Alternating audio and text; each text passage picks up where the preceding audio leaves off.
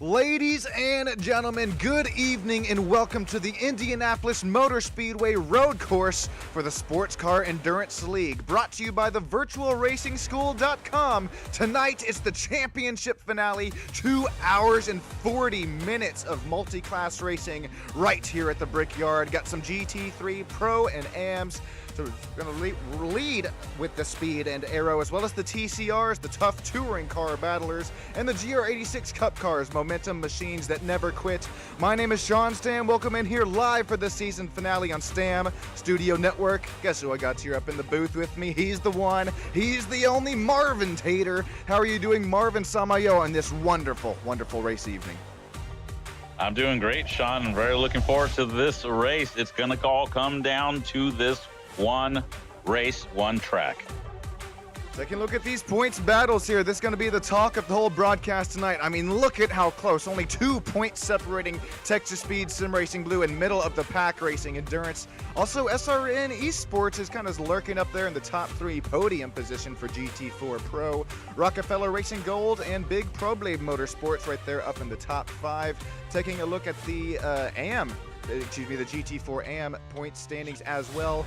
They're pretty close, not as close, but Breakfast Club still up there leading the points since '94. Team Paddlin', Rockefeller Racing Purple, Eclipse Racing Esports, and Gear 5 rounding out the top 5. Taking a look at TCR real quick, as well as the GR86 class.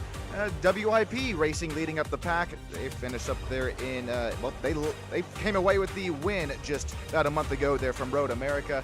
Breakfast for Dinner Black and the E-Brake Boys leading the top 3, and then taking a look at the GR86 class here, led by Rapid Theft Esports, NorCal Racing, and Ragin Evolution.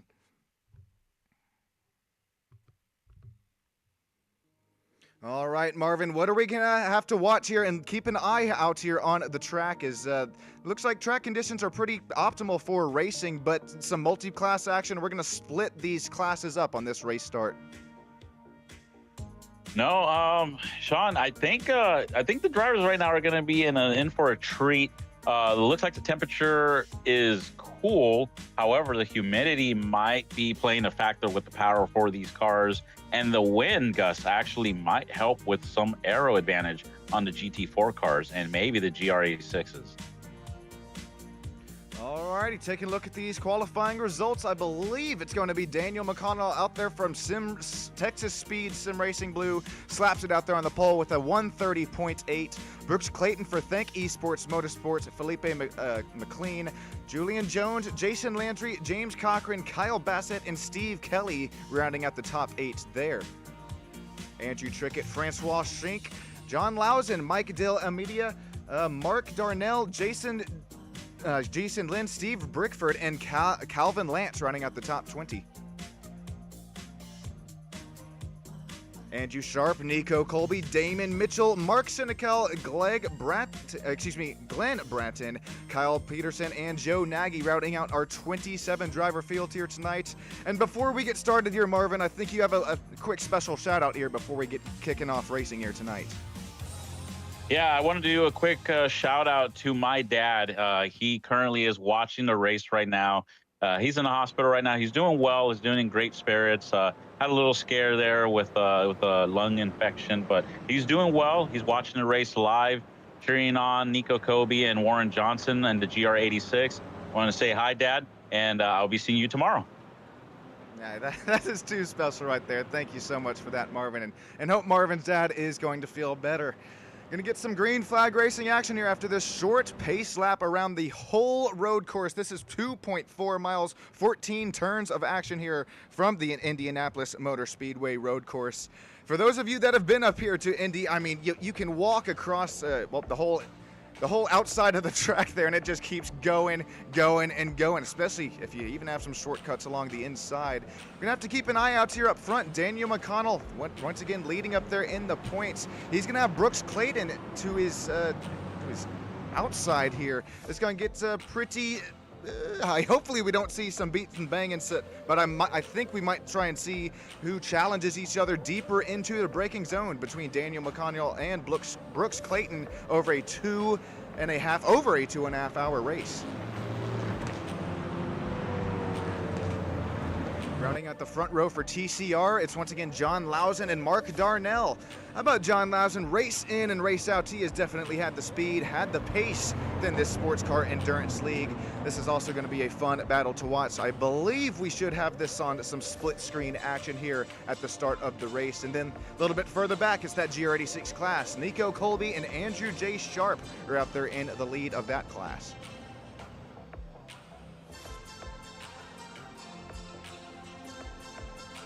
All right, we'd like to welcome in and thank each and every single one of you joining us here live tonight on STAM Studio Network for this championship race right here. It all comes down here to tonight. Just a couple more turns to go until we do get some green flag racing. Is it going to be the Texas Speed Sim Racing Blue? There, Daniel McConnell and his teammate there for the Aston Martin number 11.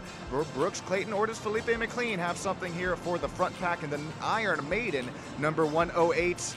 This is what the whole season comes down here to, race fans. This is whole 6 races, months of blood, sweat, and tears, physical, mental pain out here on the track. Well, now we get to settle it out here for the final race of the season. Welcome to Championship Race. Welcome to the Indianapolis Motor Speedway. And we're going green, green, green right now. This is for the GT4 class.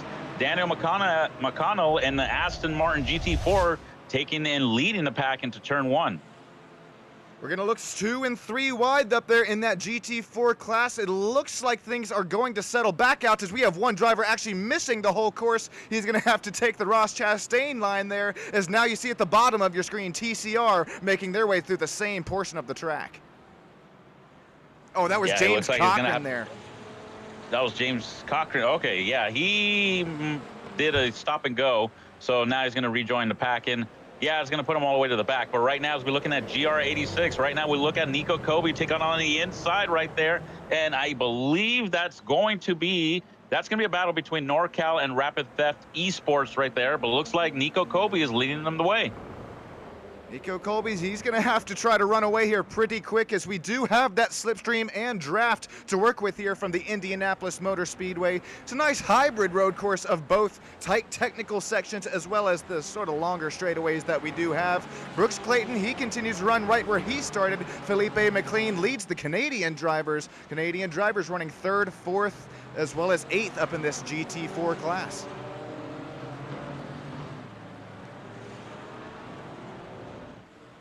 Daniel McConnell, the points leader, he's going to come out here and complete lap number 1. This is pretty big for Texas Speed Sim Racing. I mean, 2 hours, 40 minutes to go. Bear with us here, ladies and gentlemen, but this is the start to what he was looking for. As also Jason Landry, league owner, he had a nice start, already gains 1 at the lap 1 of the race. That looks like Texas Speed Sim Racing. They are about maybe a little over half a second, as far as lap time is concerned, between himself and second place, but looks like it's going to be a battle there with that between that Aston Martin and a McLaren. It's going to be different manufacturers. Aston Martin leading the way, followed by McLaren, Porsche in 3rd, and BMW in 4th. All right, we're going to try to work these tire temps, work these pressures into these, what are these, Michelin Racing tires here on these GT4 running pros up here out up front. I say out up front because we got Felipe McLean right there running 3rd position. He almost looked down the inside. This is pro versus AM battling up here in the GT4 class. You can tell that by the 2 and 3 digits on the far left side of your screen. But I mean, look at this. This isn't the first time. This is not the first time we've seen the number 108s come with some pretty fast pace here, the GT4 AM category. Yeah, I think, man, it's going to be different because I know between the GR86, that's all one car manufacturer. The touring car and the GT4 cars all have different manufacturers with their strengths and weaknesses. I believe actually a front engine rear wheel drive like the Aston Martin should be more competitive here at this track. Not sure. Got battles all over the track right here as we take a quick glance back into TCR. Daniel McConnell is getting hounded right now by Brooks Clayton right there behind him. I mean, John, he's had the start that he was looking for here, but as we start to get to a little argy-bargy, we're now only 3.5 minutes down here. Look who's starting to join this battle. It's Jason Landry. He's going to try to look down the outside line this time. Will he have the crossover? Right now, it most certainly looks like, oh no, Felipe McLean took it right back. Yeah, that was a nice near little incident that could have happened there, but we kept it all straight and clean and cordial right there. That's actually pretty impressive with Jason Landry. Let's see if he can make anything happen. As we're taking a look back here, it's a battle between Joseph Blomel and Adam J. Ballard between Porsche and Aston Martin. Looks like the Aston Martin is going to have the advantage, but no, looks like it's going to be a crossover again and again.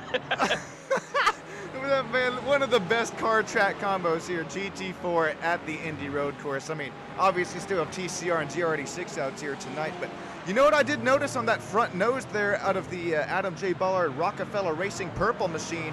That's not only the points leader, I do believe, for the AM class, but there's also a slight bit of aerodynamics up there to that front nose. Yeah, that's probably going to hurt him a little bit, but let's just see if that's going to affect Adam at all during the final laps or throughout the whole race. But I mean, they always can go back into the pits when they go change tires and get that fixed up. So it looks like it's not really slowing them down that much. Now, you do mention coming into the pits, the pit stop strategy here is going to basically make you or break your race here tonight, as well as, I mean, if you're newer here for the VRS Sports Car Endurance League, this is something that the league owners have set up here between the different classes. It's different fuel levels, so we're not kind of having pit lane hounded by a whole heap of cars here. Speaking of heap of cars, not only there within the infield, the cardboard cutouts selling out the crowd here tonight, as well as everybody down there in YouTube land. Appreciate each and every single one of you. But this heap of cars up here battling for the third position as well. I mean, we're only getting started here. 5.5 minutes down. Here comes Jason Landry, tries to set up the crossover, doesn't quite have the exit speed. Yeah, it looked like Felipe McLean actually was looking on the inside of Brooks Clayton, but then I think because he was trying to make a move, it kind of messed up with his rhythm, and that's where Jason Landry was peaking. But looks like is Felipe gonna make a move? Nope, not yet. As I mentioned, you try to take a look on one corner, you may miss the other corner. If you don't make the pass, whoever's behind you is gonna capitalize. If it's this tight racing at this early on, I mean, I can't imagine what we're going to start to see for let alone even halfway, 3/4 the way, and then towards that white and checkered flag here.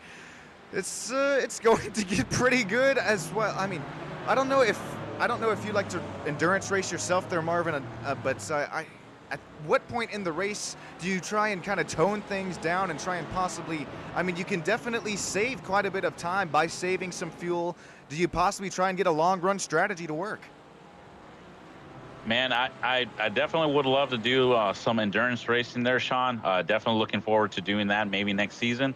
But I would honestly think saving tires, a little bit of tires, and having something towards the end of these different runs is definitely going to be beneficial. But then you also got to account for fuel. I mean, I know right now first place is definitely not saving fuel no matter what category you're looking at, especially right now as we see TCR. This is a three-way battle for first. And John Lausen and Francois Schenk, Francois Schenk, he barely kept it out there in front of John Lausen there within the last two corners. But as we make our way through sort of the chicane section here, there's really not too much elevation to work with the Indianapolis road course. It's a lot. I think we're going to have to see that tire conservation here tonight, but like you said, there is none of that going on right now for the front leaders of GT4 Pro-Am, as well as this TCR class. I mean, Schenk, Lausen, and D'Amelia here for WIP Racing, Break Fast for Dinner Black, and the E-Brake boys. I mean, they're putting on a show for the fans right here. 7.5, coming 8 minutes down already. And if you're just now joining us, we of course do have that competition caution at 57 minutes down in this race. You blink and you miss it. Time flies and you have fun, and we're already continuing to crest closer to it. Yeah, absolutely, Sean. Man, this is a great battle. There's definitely no fuel or tire saving here between the leaders and TCR. But man, this is just the beginning. Oh, it looks like third place might have braked a little bit later. But yeah, these guys are definitely not saving any tires or fuel right now, but things might settle down. As long as you can keep an eye on where your next position is and stay there, you'll be in good. You'll be in a good position, because there's no need to push it right now. There's still plenty of time to race. Next closest gap back on cars is going to be here between Andrew Sharp and Mark Senecal. This is for Sunday GT Turtles Gold as well as Rapid Theft Esports. They're trying to right now reel in Nico Colby, as Nico Colby's only up there by about 0.8 of a second. Really not trying to run away too much as he gives us a nice little wiggle. They're heading into turn one.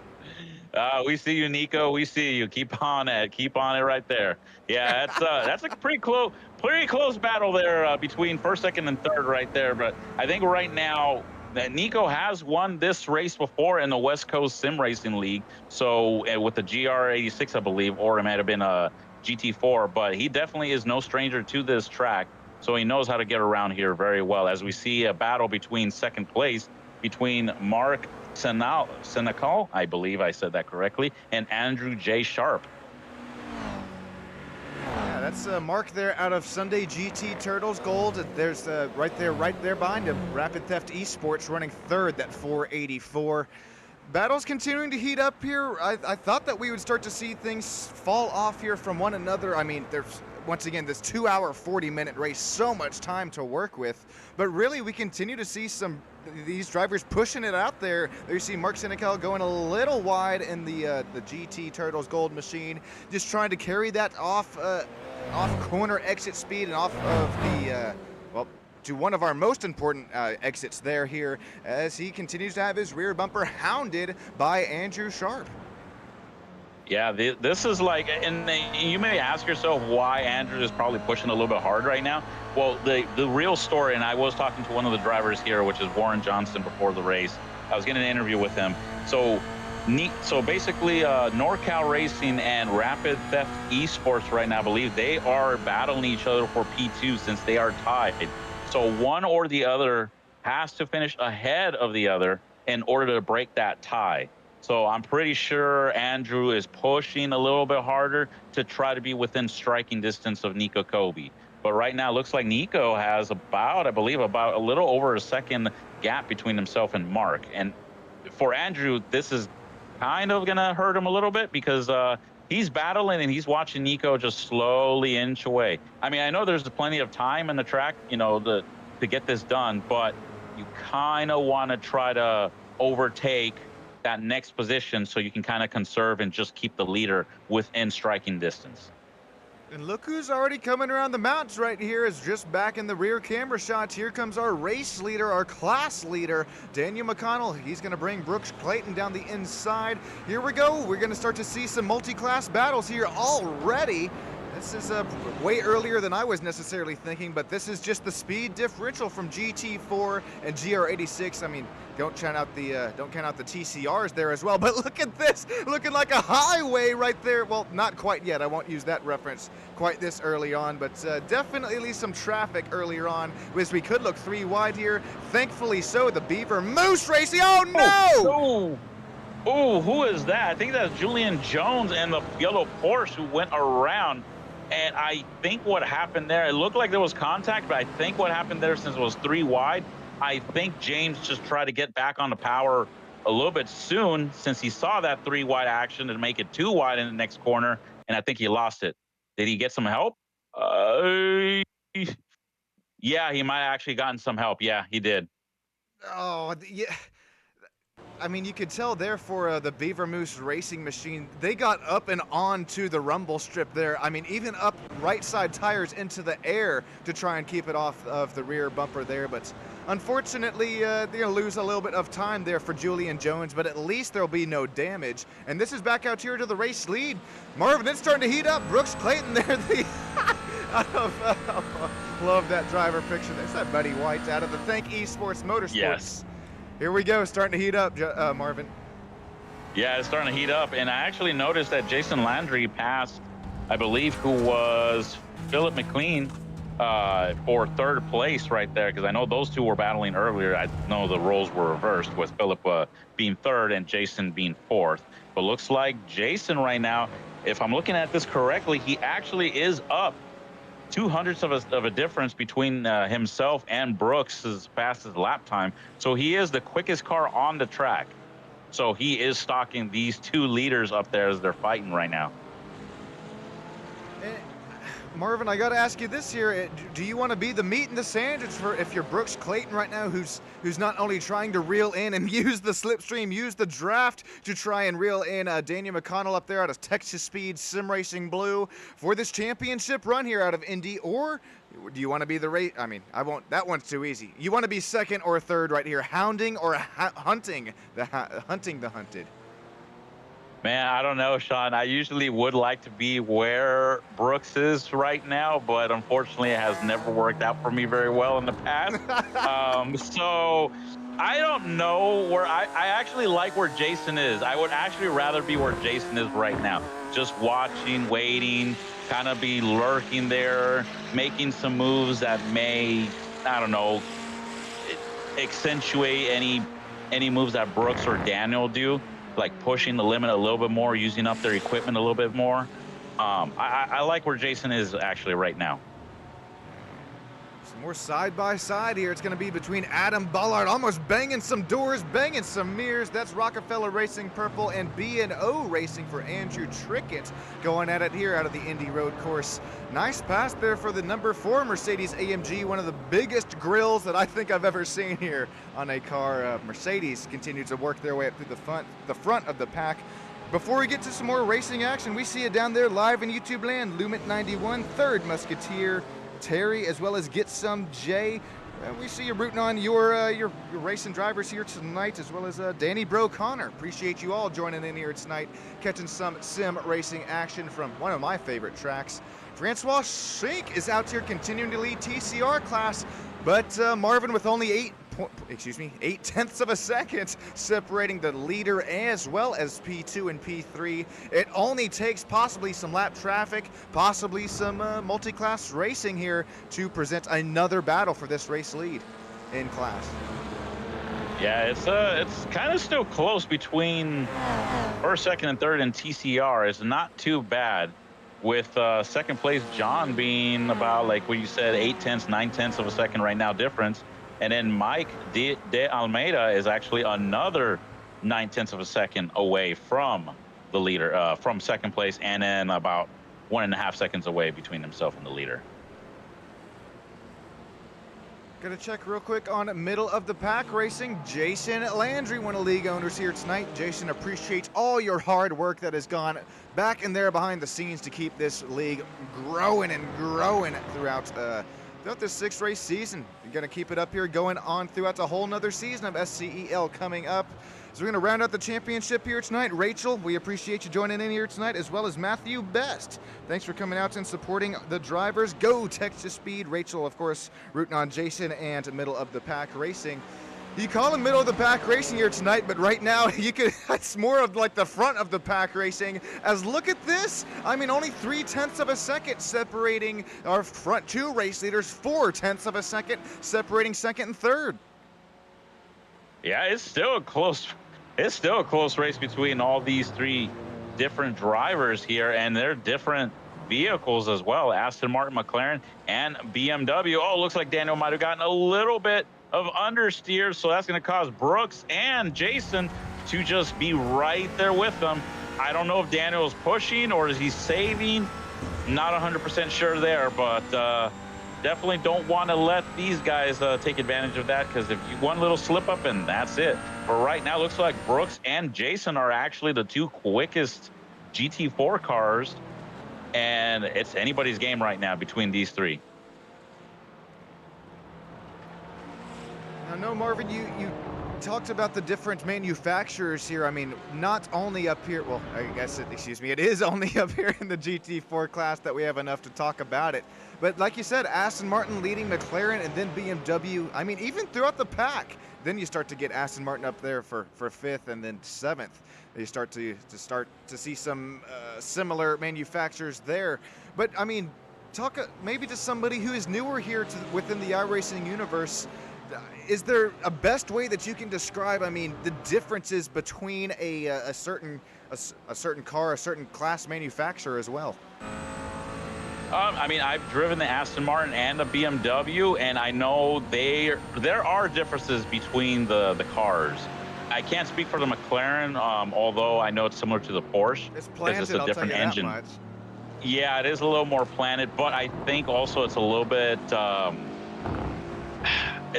looser too, and depending on the track, I know at Road Atlanta, like a McLaren or Porsche will definitely have more of a benefit than let's say a BMW or an Aston Martin. But I will say this: the Aston Martin, she's a heavy girl. She's a very heavy girl. She'll probably do good at tracks like this, but when it comes to Road Atlanta, it's a big girl. A lot of weight you gotta move around between all those fast, tight corners. Back up here real quick down to, I believe, yeah, this is Joe Nagy and Andrew Sharp. This is Rapid Theft Esports and Rockefeller Racing Green. Here comes a faster TCR class. But this is also a battle that's separated by about 3/10 right, I believe, yeah, about right here on track. This is kind of going about a little opposite of what I was just getting at there, Marvin. All these GR86 Cup cars, they are the exact same manufacturer. They're dealing with the very similar setups that they have within these cars here. It's continuing to run. I mean, with only 2/10 separating second and third. As how about Nico Colby out there at a NorCal Racing pulled out an 8.1 second gap. Sure, it's going to be all closed here in just about what. Probably 35, 37 minutes time till when we get that competition caution. But it's, I mean, it just goes to show the pace there at NorCal Racing, not only tonight, but throughout this race season. Yeah, they've been very consistent throughout the season. I know Warren Johnson has done a great job at doing some races as well as Nico Colby. But yeah, he's got a pretty hefty lead on there. So right now, if I were Nico, I would definitely be saving those tires and fuel as much as you can get it. Here's a quick SSN replay at an SRN. Driver James Cochran out of Smooth Operators. Gonna take a little deep into the braking zone there. Oh. Uh-oh. Gonna take the old toe? Probably. I did notice that there was a car off of what would be at the NASCAR Oval Turn 2. And it was just been parked there the entire time. I don't know what's going on with Team Smooth Operators. And then real quick, here's one other incident that I had missed earlier on in the race. This is going to be, it should be Damian Mitchell here. Yeah, this is in the GR86 class going into, I believe this is turn 1 and 2. Tries to carry a little bit too much speed, and that the rear end is just going to slide right there out of the underneath of him. Yeah, these 86s from experience, they're very soft on the suspension, so any curb or if you shift the weight too much, it'll just definitely do a snap oversteer, and just that's exactly what looks like it happened. Just the back end came around. All right, real quick, I know we're only 22 minutes down here. Going to take you through the field here. Daniel McConnell there out of Texas Speed Sim Racing Blue continue to show the pack how it's done here. He slapped it out there on the pole, continuing to run in that spot. Brooks Clayton there right behind him, though, after they make their way through the NASCAR rumble strip there. If you know, you know. I mean, Marvin, do you know? That thing all blew up there, that rumble strip back there. I believe that was it. Yeah, I think I remember it. I can't remember it. I don't think it was the new next gen cars that hit it. I think know it was the Michael final race of the Gen 6 there, I think. I think so. I'm not 100% sure. All I know is I was upset because Michael McDowell was trying to run his way towards the front when he was racing with Front Row Motorsports, and he hit it. And when he hit it, it ripped off the that rumble strip, and they had to like bolt on a new pair of rumble strips on there. Oh, that was pretty wild. Goodness, great Bush. I mean, look, everybody there up in about the top 5 was involved, but thankfully we got the rumble strips planted down here tonight. Jason Landry continues to run third for middle of the pack Endurance Racing. Felipe McLean right there behind him, running fourth there for Team Paddling. And there we see the Beaver Moose racing number 3 for Kyle Bassett. That was a driver who, a little earlier on in the race, some small contact, but he was able to fight his way through it, now trying to reel in Felipe McLean. Real quick here for Big Problem Motorsports, they're up to the 6th running position after gaining 2 spots since the drop of the green flag. Joseph Blommel, Andrew Trickett, Adam J. Bullard there for Eclipse Racing, B&O Racing, and Rockefeller Racing Purple. I wonder what happened there for Adam J. Bullard. I thought he was, oh, well, I don't know about you, Marvin, but that front bumper damage is definitely not going to help any aero there. No, he's going to have to definitely wait until there's a caution and there's a pit stop in order to fix that damage. I mean, looks like, yeah, it's like a 14-second gap, but as long as you're not lapped down, I think you'll be fine. But yeah, it looks like it's affecting that car quite a bit. Okay, hang on real quick. We got a YouTube member. Daniel, I'm sorry I missed your question. Hang on, I'm gonna go back here. It's hard doing a lot up here in the booth. Let me see here. Oh, what is your favorite we have class? a spin. Oh! We have a spin right there. What is it? B&O Racing, Mercedes-Benz went around. Right when I'm trying to look at the YouTube chat. Oh, no.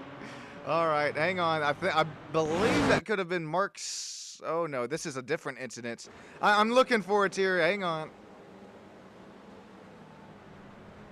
And that would explain why, because I did see Mark, he was in 2nd place behind Nico. That's where that 8-second lead from Nico. Yeah, and then he's in 4th. Yeah, that was Andrew Trickett. Yeah, there you go. He just came around. I think he lost the back end.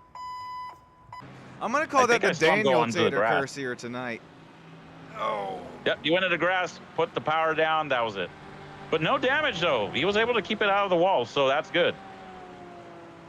Man, that's easier said than done there, especially once you start spinning these hot tires on hot grass. I mean, it's iRacing definitely, they've gotten it better, but the grass can still sometimes be ice. That is somehow, some way, the whole race there for the B&O Racing saved as Texas Speed Sim Racing Blue continue to lead out up front. Here's a really nice battle starting to heat up. Broil between Joseph Blommel and Julian Jones. This is Eclipse Racing and ITD West Human Resources Department starting to go at it. Look at this crossover move once again. That's a very nice crossover move right there. And looks like he completes it right there. That's going to be 7th place. Nice pass, Julian Jones, the 69 Porsche GT4, works his way up to P7 overall. I believe that's P6 in class as Felipe McLean continues to run the class leader for GT4. As we continue to run our little walk down through the field, Francois Shrink is continuing to lead over John Lausen. But take a look at these lap time history here, ladies and gentlemen. It's some back and forth, but John Lausen is back up there within 0.6 of a second of TCR lead. That's Break Fast for Dinner Black, hounding the WIP Racing boys there after they're trying to get a back-to-back victory here in the VRS SCEL class. Oh. I hope that was not a shortcut penalty with that one. I hope his spine is okay after that one as well. My God. Yeah, it looked like, yeah, it will launch you up and into orbit with those curbs. Is he telling us he's okay there? I mean, I don't know. I don't know what's going on. Either that or he's trying to play mind tricks with Francois and tell him, don't worry, I'm coming. Don't worry, I'm coming. I'll come get you in a bit. Okay, well, real quick, as this battle now is starting to cool down as we put that battle in the fridge for a moment there. So we got the E-Brake boys, Mike D. Almeida. Goodness gracious, it's been a whole season. You'd think I'd have it down by now. He's running in the 3rd running position. There's Mark Darnell for Darnell Autosport Development, as well as Penguin RC for Jason Lynn right there behind him. Steve Brickford, Adam J. Bullard, they're running 17th and 18th overall. Look at this hornet's nest here. Again, the GR86 car getting lapped. Nico Colby continues to lead with a 7.5 second gap over Joe Nagy. NorCal Racing versus Rockefeller Racing Green. Yeah, it looks like it was about 8.5 seconds, but it looks like it's tightened up now to 7.5 seconds. I'm wondering if Nico's probably saving. I'm willing to bet. I bet you he is, because we not only know Nico and Warren there, they race. I mean, how many times a week here tonight, broadcasted live on SSN, but as well, they know how to make the strategy calls work here. I'm interested to see, just like you said, Warren, how. I don't think it's a game of if he's saving, but I'm interested. More interested on how much fuel he is saving at this point, because I bet it is going on. Yeah, I'm pretty sure. Looks like, if I'm looking at the times right now, he looks like they may have heard us a little bit. They may hear us talking about them right now. It looks like he's turned up the heat just a little bit. Funny how that works, isn't it? This is back up here to the battle for the race lead between these three front runners. I mean, at this point, 28, call it 29 minutes down here, still Brooks Clayton as the meat of the sandwich up here in the top three. Real quick to show my appreciation to each and every single one of you joining in live here for the VRS SCEL Multi-Class Racing Series. We're going to treat you live to the sights and sounds here from the Indy Road Course. You can go ahead and crank this puppy up. My name is Sean Stam. Marvin Samayoa. We'll be right back with you here in just a few moments' time. Thanks, everybody.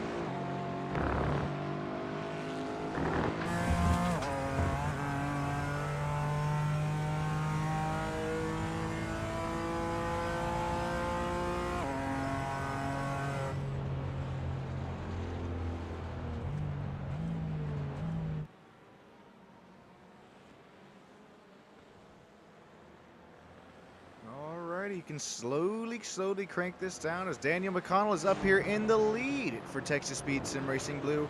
Also, another Daniel I haven't forgot about down there is in live YouTube land right when I started talking about it. Got kind of interrupted there by a spin, but I believe he was asking what is our favorite car to drive here from the Indianapolis road course. I got to go to my roots here. I got to go either Gen 6 NASCAR, give me Xfinity, give me trucks, or if it's got to be done, I'll take the next gens around the Indy road course. But Marvin, the Marvin Tater, I know you got quite a bit of some road course racing action in your background. What is your preferred car of choice here out of the Indy road? Man, out of these classes, out of these classes. Haven't, man. I honestly don't know, like, on this particular track, but I would like to say maybe the BMW. Actually, I've gotten a liking with the BMW, the M4 GT4.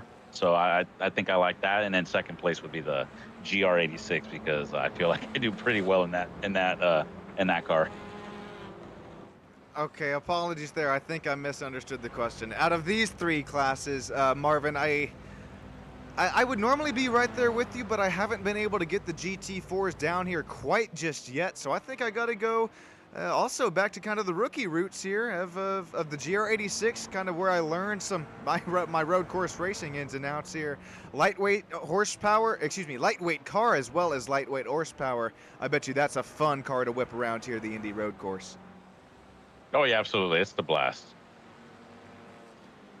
All right, here we're going to cut back up once again to the battle overall, as well as in the GT4 Pro class. Felipe McLean still running in the 4th position. That is leader of the AM class. But right now, these positions haven't changed between the front 2 runners. They have changed for Jason Landry out of middle of the pack racing endurance. He's gained 2 spots since the drop of the green flag. Marvin, if you had to choose one, what is the best corner? What is the highest percent chance of that you make a dive bomb pass happen here from Indy Road, if you had to choose at least one corner? I'd probably say this corner right here, turn one yes, would sir. Probably be, that would be turn 1. However, knowing me, I would probably fake to the right on the inside, close to the inside of the wall. And then if somebody takes the bait, they go to block, quickly go to the right and try to set up that whole entire apex to get a good run right here and hopefully make a clean pass right here in the straightaway, just like Jason Landry is doing right now with Brooks Clayton. Oh, he's looking.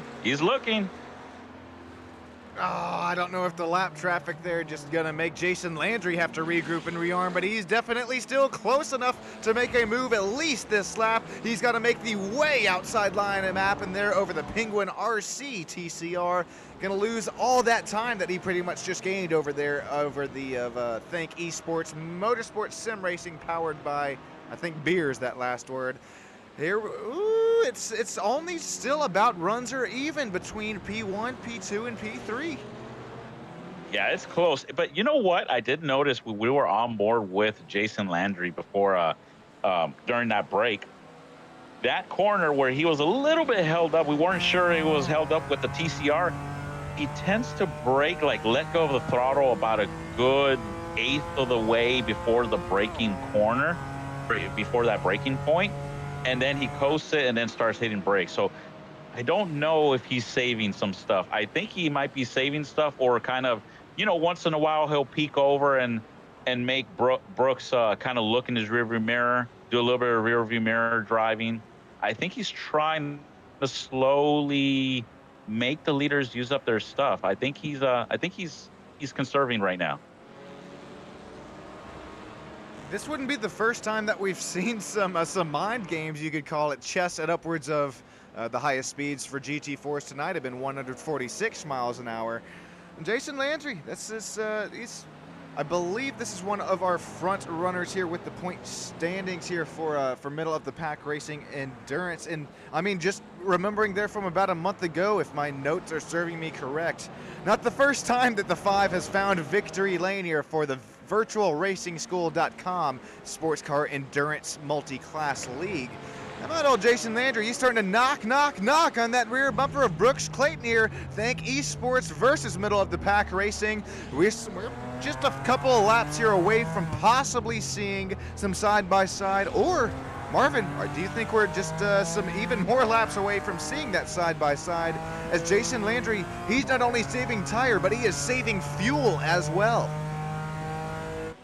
Yeah, I think he's saving a little bit of tire and fuel, but I noticed that he is a little bit faster than Brooks Clayton in that last portion of the track. So I saw him literally throttle up and get so much closer to Brooks.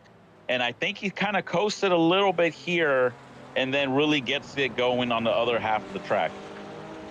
Now, something I did want to mention from your last sort of remark there, Marvin, is we have seen how many times here tonight Jason Landry deep, and then one more time deep into the braking zone. That's not only something that I saw within the crank it up section, that's something I've been keeping my eye on here about lap after lap after lap. Jason Landry, he sometimes compromises that braking entry there. He tries to carry a bit more braking speed there. Look at how close he's able to get to the rear bumper of Think Esports Motorsports of Brooks Clayton there, but doing that compromises just a slight bit there out of the corner exit. As look at this, now it's back to 0.2 of a second separating second and third. Yeah, I think that's a little tip right there that that Jason Landry is doing right now, but he's right there by Brooks Clayton. Let's see if he can get close enough. He's actually closest he's ever been during this run right here. So, oh, looks like, oh, he's not in the preferred line, but he might do a crossover. He's probably going to use a draft to his advantage. I mean, keep in mind, Jason also does not want to battle too hard and lose the leader, Daniel. So I think he's close enough. I think he might use that second portion this lap. Keep an eye on this battle. I think he's going to do something here. Hopping on board with Jason Landry as they make their way around some more GR86 traffic. That is the 429 of Damon Mitchell, I do believe. It's so hard with multi-class racing, especially in classes that within the braking zones, they have fairly similar pace to one another. Brooks Clayton continues to try and fight off Jason Landry for P2 and P3. Moonlight, we see you just now joining us here. You missed a couple spins here earlier on in the race, but right now the front two runners of GT4 Pro continuing to run right where they started. Felipe McLean, he loses a spot from the start, but he continues to lead GT4 AM. Francois Shrink gains 2 spots since the drop of the green to lead TCR here up overall 12th position, first in class. And then Nico Colby took the shot out of a cannon there, the drop of the green flag. He'll make his way across the start finish line this time by to complete lap number 26. He leads in the GR86 class, but we still have some pretty close battles. Closest one being right up there once again between Betty White, we'll start calling it, the Thank Esports as well as Middle of the Pack Racing. Yeah, this is going to be the closest battle right there on the track with literally less than a second, or actually less than 3/10 between second and third place, and then even first place is a full second between himself and third. So this is going to be the closest battle right there on the track. And as we take a look right here on the front stretch, oh, we see some takers on pit road. Kyle Bassett, I'm pretty sure with the competition caution coming up, they're probably going to try to leapfrog the field, get those fresher tires, maybe some heat in them, maybe can come out of the gate real fast and sooner when we go on the restart. Might not be a bad idea there, Sean. I'm interested to see it. I most definitely am. Will the undercut or overcut strategy work as Kyle Bassett as well as Steve Kelly for Big Problem Motorsports? So Beaver Moose as well as Big Problem are already in. Blake Frauser there's going to stay out there for Break Fast Club, running in the eighth position, excuse me. He's got himself a little bit nice of clean air here as he's going to definitely have to pit within the next couple of laps here. Now, this is another interesting question that I wanted to relay to you, Marvin, as well as everybody live down there in YouTube land. Battle for the race CP2 spot starting to heat up here once again as Brooks Clayton comes down into the pits. Here we go. Marvin, do you find yourself on the short run or long run strategy at a 2 hour 40-minute race? I kind of like what the guys are doing right now, short pitting. I think that might benefit more the guys that are in the back. Not sure what Brooks is thinking, if he didn't have the pace or he feels like he'd be better up front and try to leapfrog these guys. I thought he went off the track for a bit, but it looks like he just went straight to pit road. So now that's going to hand over P2 to Jason Landry, and now the battle's going to be between himself and Daniel McConnell and GT4. So I know that we do have some revamped safety car rules here tonight. It'll be interesting to see if or when these pits do open for each and every class. But like you do say, Marvin, this is going to continue to really open up the door for some battles all throughout the track. Still about 0.5 seconds separating our front overall leaders. But here comes another class versus class. Kyle Bassett is now out of pit lane. He is now going to try and work some temps and pressures into his GT4 racing tires. That is once again a very nice comparison over speed there for GT4 and TCR, as well as the braking zone. It's that's once again very similar speed going into the brakes, but it's all about the drive off and the power for these GT4 cars. Yeah, the GT4 cars, I think the GT4 and the touring cars have same amount of aero, but the main difference is that the touring cars, the TCRs, are front wheel drive, versus the GT4 cars are rear-wheel drive. Some of them being front engine, rear-wheel drive, and then others like the Porsche and McLaren are mid-engine rear-wheel drive. But they definitely have much more power than the 86s, and a slight advantage when it comes coming out of the corner than the TCRs. On board with Daniel McConnell here. This is a very, oh no, is he stuttering? I can't tell if he, one more second here. I think Daniel McConnell's GT4 is stuttering out of gas. He tried to make the overcut happen by, I mean, 0.1 laps there, a little bit too late, but somehow he's able to just barely glide into his pit box there. That is a very, very safe, a very, what am I saying here? I got to take Daniel McConnell to the casino because he is a lucky man there. Man, I thought that was on purpose, but now that you mentioned it, maybe he really pushed his window. I mean, he was the leader. He was not getting too much drafting help. I think he was kind of pushing a little bit, trying to keep the second and third place behind him. I think, though, Jason Landry, he's going to be the winner coming out of this, because I did notice before he was letting off quite a bit more on particular corners or entry into corners than the leaders, and I think that might have been enough to get him, that extra amount of fuel that he needs. And right now he's just kind of coasting along. He does have the quickest lap time. He actually is the first driver to hit the 130 mark. He's a 130.655, which is about 7/10 quicker than second place Brooks Clayton, or when he was in second. Look at Daniel McConnell. He is in a battle of his own there with, I believe that's the Iron Maiden, Felipe McLean up there out up front. So this is Jason Landry. Jason has way more traffic out up front. That's why I threw up the track map up there in the top right for a brief moment.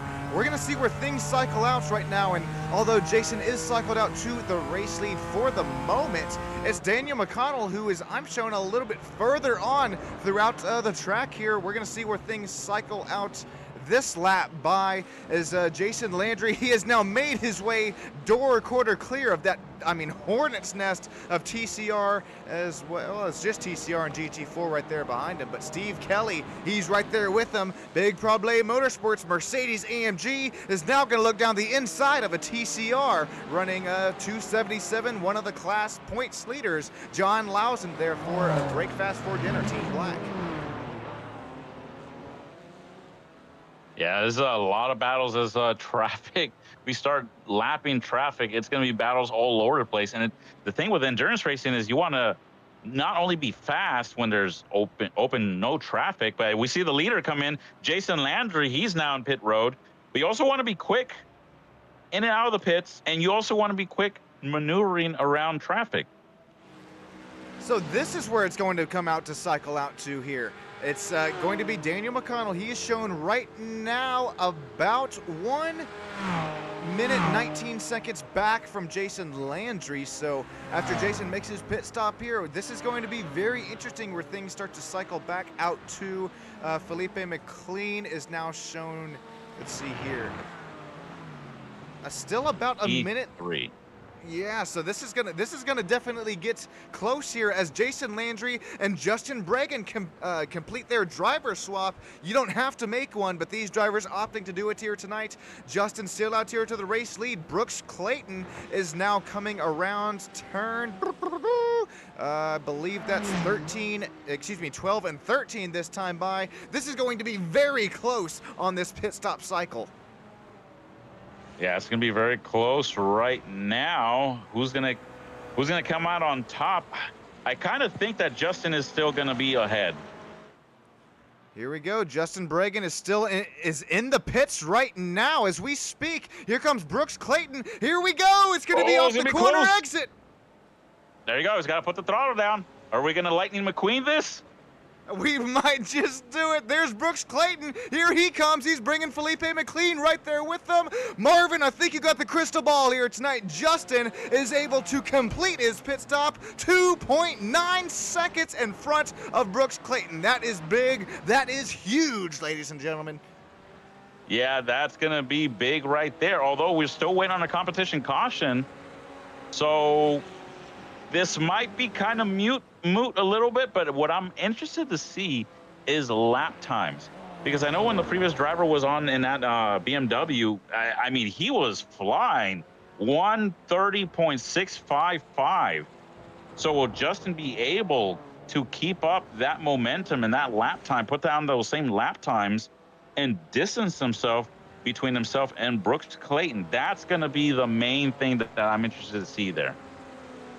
I can tell you from at least experience of broadcasting this league throughout the whole season, I think, Justin, he has that pace right there with them, but it's going to be the consistency there that he's going to have to worry about as Brooks Clayton it starts to reel him in. I mean, it's not only the consistency, but it's just the fast lap times, lap after lap after lap.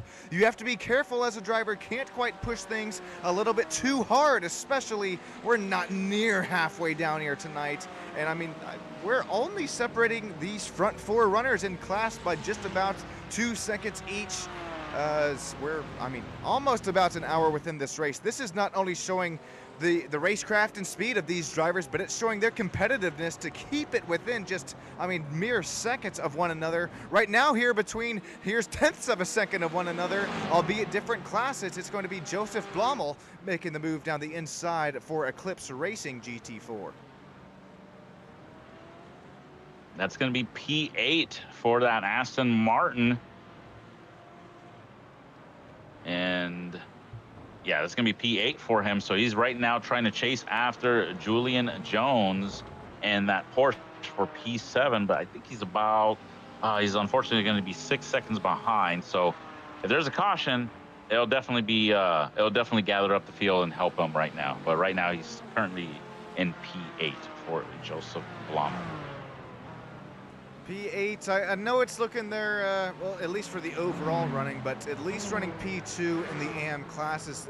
Shown there's 4 AM drivers right now in the GT4 class. Felipe McLean leading that category up there in third with the last lap was a 1:31.43. That's a very fast, respectful lap. That was actually, matter of fact, the fastest lap put last lap by that Iron Maiden. Number 108 continues to find the pace here tonight as TCR race leader continues to be Mike L. Midia here, but that's with a 56-second gap. I was about to say that pit stop, it better be coming soon. Yeah, he's going into the pits right now, so that he may come out on front. He may actually come out on front right now. And as we were talking, as we were mentioning, Sean, looks like right now the fastest car on the track in GT4, that last lap was actually Daniel McConnell in the Aston Martin, who sits in P4. So it looks like he's starting to crank it up a little bit. He's starting to just crank it up just a little bit more and try to catch up, because he was pushing and stretching that fuel mileage when he almost completely ran out of fuel before going to his pit box. I think that right there may have hurt him. Yeah, he definitely lost a couple of tenths, if not a whole second there after he was stuttering coming to his pit box. But man, I gotta give it to you, Marvin. You're right by a tenth of a second, though. It is close battling, but you do speak the facts. Daniel McConnell, fastest lap, at least last lap by throughout all these drivers still out here on the racetrack. Once again, you got the crystal ball out here with this. You're looking into the future. Look at that. Lap 29 through 31, it was a little slower there for McConnell, but look at 32. Look at 33 this time by 3/10 of a second faster in a whole lot. Yeah, that's quite a bit. I think Daniel McConnell right now is a man on a mission, trying to reel in for his mistake of stretching out fuel mileage before pits. He's going to have to work around some TCR traffic here. That is going to be, I believe, that is Francois? No, that is Mike D'Almeida. Oh man, okay, sorry there. That you were right. That was Mike there for the e-brake boys. Continuing to run third, but sorry, something caught my corner of my eyeball here tonight. Here we go. This is going to be race leader now. in and out of the pits of GR86 class, although it's not going to show it now as Joe Nagy, Andrew Sharp, they're both at a Rockefeller Racing Green and Rapid Theft Esports. Both of these drivers are staying out at least one lap later. We will see the cycle back down and around to NorCal Racing to the race lead as Joe Nagy goes wide. Yeah, can't go too hot into the pits, because then if you wreck, you'll definitely take yourself out of contention. You got to make sure that your pit limiter is on and or meet the pit limit speed. Otherwise, that'll be a black flag, and then you're going to completely take yourself out of the equation here. So any advantage you can get is a good thing for yourself, but any disadvantage for yourself will be an advantage for everybody else. I believe it's Raging Evolution and NorCal Racing, I believe, are tied right now for that the point standings in GR86 class for P2 and P3. You can double check that there on the bottom scroll there on the bottom side of your screen. Real quick, before we get a little bit deeper into this race, we got to thank the sponsors and affiliates who make this all possible up there in the top right of the screen. Of course, AlienAwards.net if you're looking for any trophies or sim racing awards to give out there. As well as SCEL, you're watching the series here tonight. SyncMesh if you're looking for any sim racing hardware, including, well, really wearables, including gloves. ATC, Alpha Touring Challenge 13, they're ripping through their season. Looks pretty fun. If Touring Car Challenge is your name of the game, make sure you hit up ATC. Middle of the pack racing, might not want to call him middle of the pack here tonight, as Justin Bragan continues to lead out up front. Positive Perception, as well as SimRacingNation.com, and of course the title sponsor here for SCEL, VirtualRacingSchool.com. If you're looking for some setups as well as trying to get a little bit faster out here in the sim racing world, you can definitely hit those nice guys and gals up out there. Back to some battling out here on track though, Marvin. Look at it. It's still only 0.5 of a second separating our two front race leaders. Justin Bragan for middle of the pack racing has hopped into the car after Jason Landry has hopped out. Almost half of a second separating our overall class leaders here tonight. Yeah, it looks like Brooks Clayton and Justin right now, they're battling. There's like 0.1 of a second difference that last lap between first and second, with Philip McLean right now. He's slowly reeling these guys in, slowly but surely. I think he was 4 seconds out, then he was 3 seconds, and now he's about a little over 2.5 seconds away from the leaders. If that's the case, oh boy, let's check the old he's definitely starting to reel him in. Yeah, like you said, at almost seconds at a time here. Felipe McLean just this lap. Last time I saw it, it was 2.5. Already now to 1.5. Look at this. I believe we're going to start to see the 108 show some pace here tonight if he keeps this pace up. Oh, I think he's definitely going to catch him. It'll be a three-way battle. But now, are these leaders kind of saving, or are they giving it all they got? And Felipe, he's got the pace. Like, he's just that fast. I know we've talked about both the fuel run as well as tire wear being a factor here tonight. I almost wonder if that is Felipe McLean has in his rear bumper of his mind here as he's going to make a pass down to the TCR class. Is once again starting to heat up here for the battle for the race lead. As if you're just now joining us, we should have the competition caution, if my math is mathing, this next lap. So we will be able to regroup and scrunch and bunch this whole field of 4 different classes: GT4 Pro, GT4 AM, TCR, and GR86 back up with one another. So far, Justin Bragan continuing to lead for middle of the pack, but here we go. It's starting to heat up here once again. Brooks Clayton, as there's the caution, now it's thrown. Right as I think Brooks was actually going to make a move on Justin, the caution comes out. So now we're gonna bunch these guys all together, and we're gonna go and see who has the pace after this caution. What a run, what a race here so far for the championship run of the Sports Car Endurance Multi-Class League. Middle of the pack racing continues to run out up front after, well, they haven't been up front this whole race. They've gained 4 spots since the drop of that green flag. Jason Landry now out of the car. Justin Bragan piloting that BMW M4. Brooks Clayton, Felipe McLean rounding out the top 3. Daniel McConnell there for Texas Speed Sim Racing Blue. Beaver Moose led by Kyle Bassett, Steve Kelly, and Big Problem Motorsports ITD West Human Resources Department in 7th with Julian Jones and Adam Ballard, Aaron Kushner, Blake Frauser, and Andrew Trickett rounding out the top 11 in that GT4 class. And right on Francois Shrink here tonight, Marvin. He's continued to battle it out there with John Lawson. So far, he will, if he doesn't have to pit under this competition caution, he'll lead the TCR class to the green flag. He's doing pretty good. I noticed that Francois has been like right there on the top spot. So, I mean, I think he's one to watch to take home the hardware for the TCRs. John Lawson there for Break Fast for Dinner Team Black, and then Mike there for the E-Brake Boys running at the top 3 in TCR. Raging Evolution, Rockefeller Racing Green, and NorCal Racing running out the top 3 and GR86.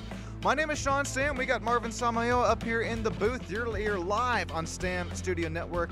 I appreciate each and every single one of you joining in here live tonight. We're going to take a quick break up here in the booth. We'll be right back with you here in just a few moments' time. Stick with us, ladies and gentlemen.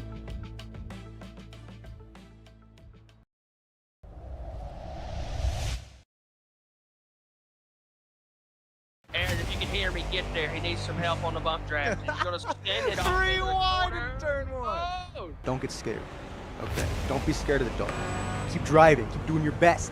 I don't think you're going to be scared of the dark, but if you're Daniel, you're scared of Richard right here. As he looks down the outside, who gets later on the brakes? Here we go. The 2-8 down the outside, slightly later on the brakes, but has to give the spot back there to Kevin on exit. Oh, switchback. He had me fooled, looking like a mug here. It's some side-by-side, looks like from Andrew Ellis looking down the inside, gonna make that move work. Here we go, door quarter just barely clear for Preston Lee. He's still trying to take that spot away from Mr. Callaway. Side-by-side, little switchback action. It'll be between a 0.0 second gap. We'll look between that long left-hand carousel section. Joe Nagy down and around down the outside. Nico Colby's going to have to play some defense here. Oh, number 9 there. Rob Wolf going to get a little wide. We'll run 3 wide around some lap traffic. That's the race leaders, GR86. That's late race leaders, and they literally split it, pass in the grass. Oh my and God. For the lead. Justin tries. Oh, he does send it down the inside. I saw him sizing it up. What a move there for the number 5 Super Speedway in Daytona heading into the bus stop. Who gives way? Looks like James going to make some ground up. Guys are starting to shake and bake down this back straightaway. Here we go. Here's some bumping, some bump drafting going on. 3 wide in the GR86 class. He got it done here. Door quarter clear as that's Burris Engineering Machine, the 424. Look at that. He says, thank you very much, does Nico Colby. This is all on our screen at the same time here. Battles are starting to ensue. Multi-class racing, once again looking like your drive from home from work on a Friday afternoon. John Eversole not able to get that crossover happens that Angel and I saw earlier in the race. That was, back when you were behind the wheel. Here comes a TCR. We're going to look 3 wide here for a second. Back to 2. That came out of nowhere, and that is that multi-class action once again. Final driver interview spots here. We might look, David has a run down there to the inside. It'll be the outside line of this right-hander, long right-hander, still side by side between the two. Look at the room left between these drivers, the racecraft, the speed here tonight from the SCEL Endurance Series. Door quarter clear for Preston Lee. He'll play enough defense to retain that final driver interview spot, or will he? Side by side once again heading into turn 1. Sports Car Endurance Racing League returns to North America for Season 2. 7 races over 7 months, multi-class endurance racing, GT4, BMW M2, and Toyota GR86. Join Sim Racing Nation Discord to register or additional information.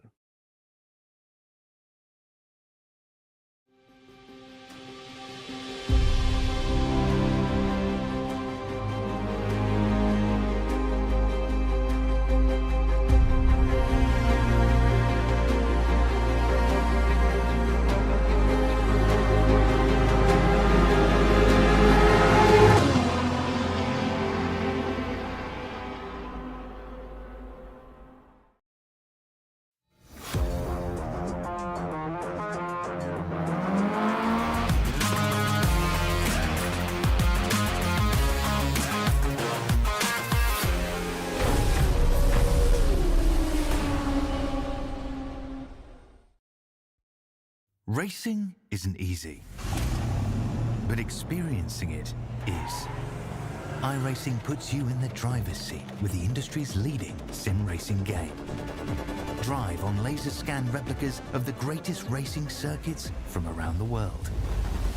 Go head-to-head against other drivers chosen by skill-based matchmaking to ensure competitive racing at every level. Compete across all your favorite series. In officially licensed cars, engineered to deliver the most accurate driving experience possible.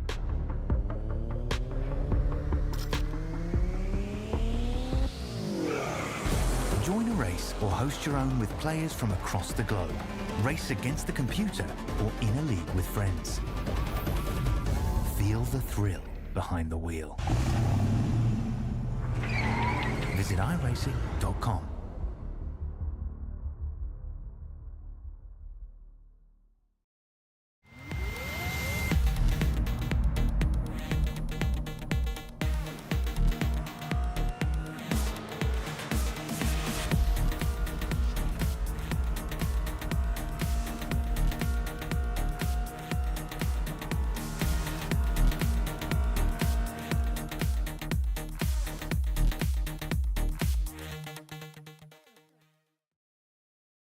Overstockvehicles.com specializes in selling great quality vehicles at wholesale prices. We have over 600 vehicles available for sale monthly, all at dealer pricing. Car Gurus awarded us with the top-rated dealer 2025.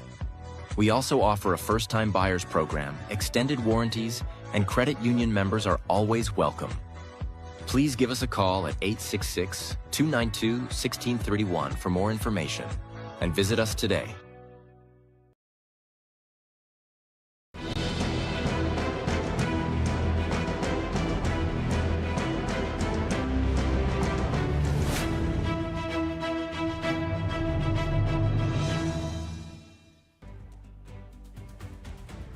Welcome back in here live on Stam Studio Network. My name is Sean Stam. We got the Marvin Samayo, the racer with a lot of pace, the commentator with a lot of pace. They're up there at the boot as well. Marvin, what a first, not only half, you can't even call it a half, first sort of almost a fourth, a little bit further than a fourth to this race. As we continue to look at the point standings, I mean, the points are all coming down to the wire here tonight for our championship run of Sports Car Endurance League. Yeah, the points are definitely gonna be one thing to look at. Man, the points are pretty close in GT4. I know GR86, there's some points that are really close for second place with a tie there. I mean, man, I think even like TCR, I mean, if there's one person to have a dropout or any sort of trouble, I mean, it could be anybody's race for second and third. Even first, depending. Yeah, real quick, if you're just now joining us, these are the points here before the start of the race here tonight for Indy Championship. Only 2 points separating our front two runners for GT4 Pro, and then you start to look at GT4 AM class. It's still close there, but it's not as close. I do believe, if my math is mathing, whoever wins, either it be Breakfast Club or Team Paddlin for GT4 AM, that will be the championship elite winner here for GT4 AM. And then we take a look at TCR as well. Those points are also fairly close. WIP Racing, after coming off of their race win just a month ago from Road America. Yeah, from Road America. Breakfast for dinner right there behind him, just 12 points. And the E-Brake boys, who have shown some really nice pace here tonight from Indy, also sitting up there third in the points. And then finally, the GR86 class. Tonight it's really been a real nice battle up there between NorCal Racing and Raging Evolution, at least within the points, not within the time delta on track, as they are tied here tonight. So second place going to whoever gets the higher running position there for NorCal and Raging Evolution.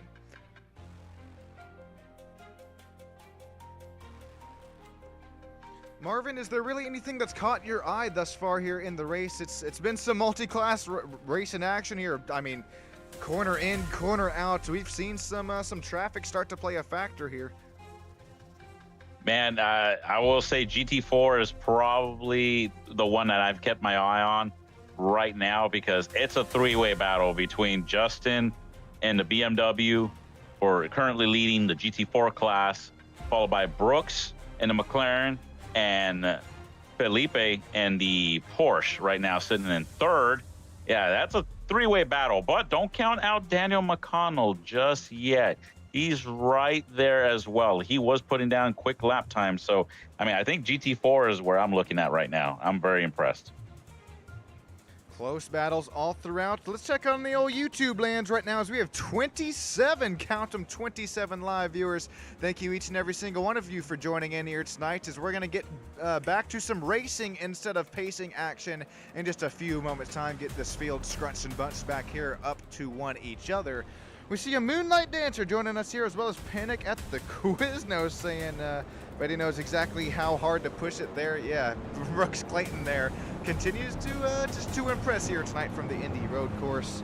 We got Lumen91, one of our avid STAM Studio Network members. Thank you, Daniel S. Jr. there for your contributions. That's what keeps us going there behind the scenes, saying, I'm determined to be here the whole race.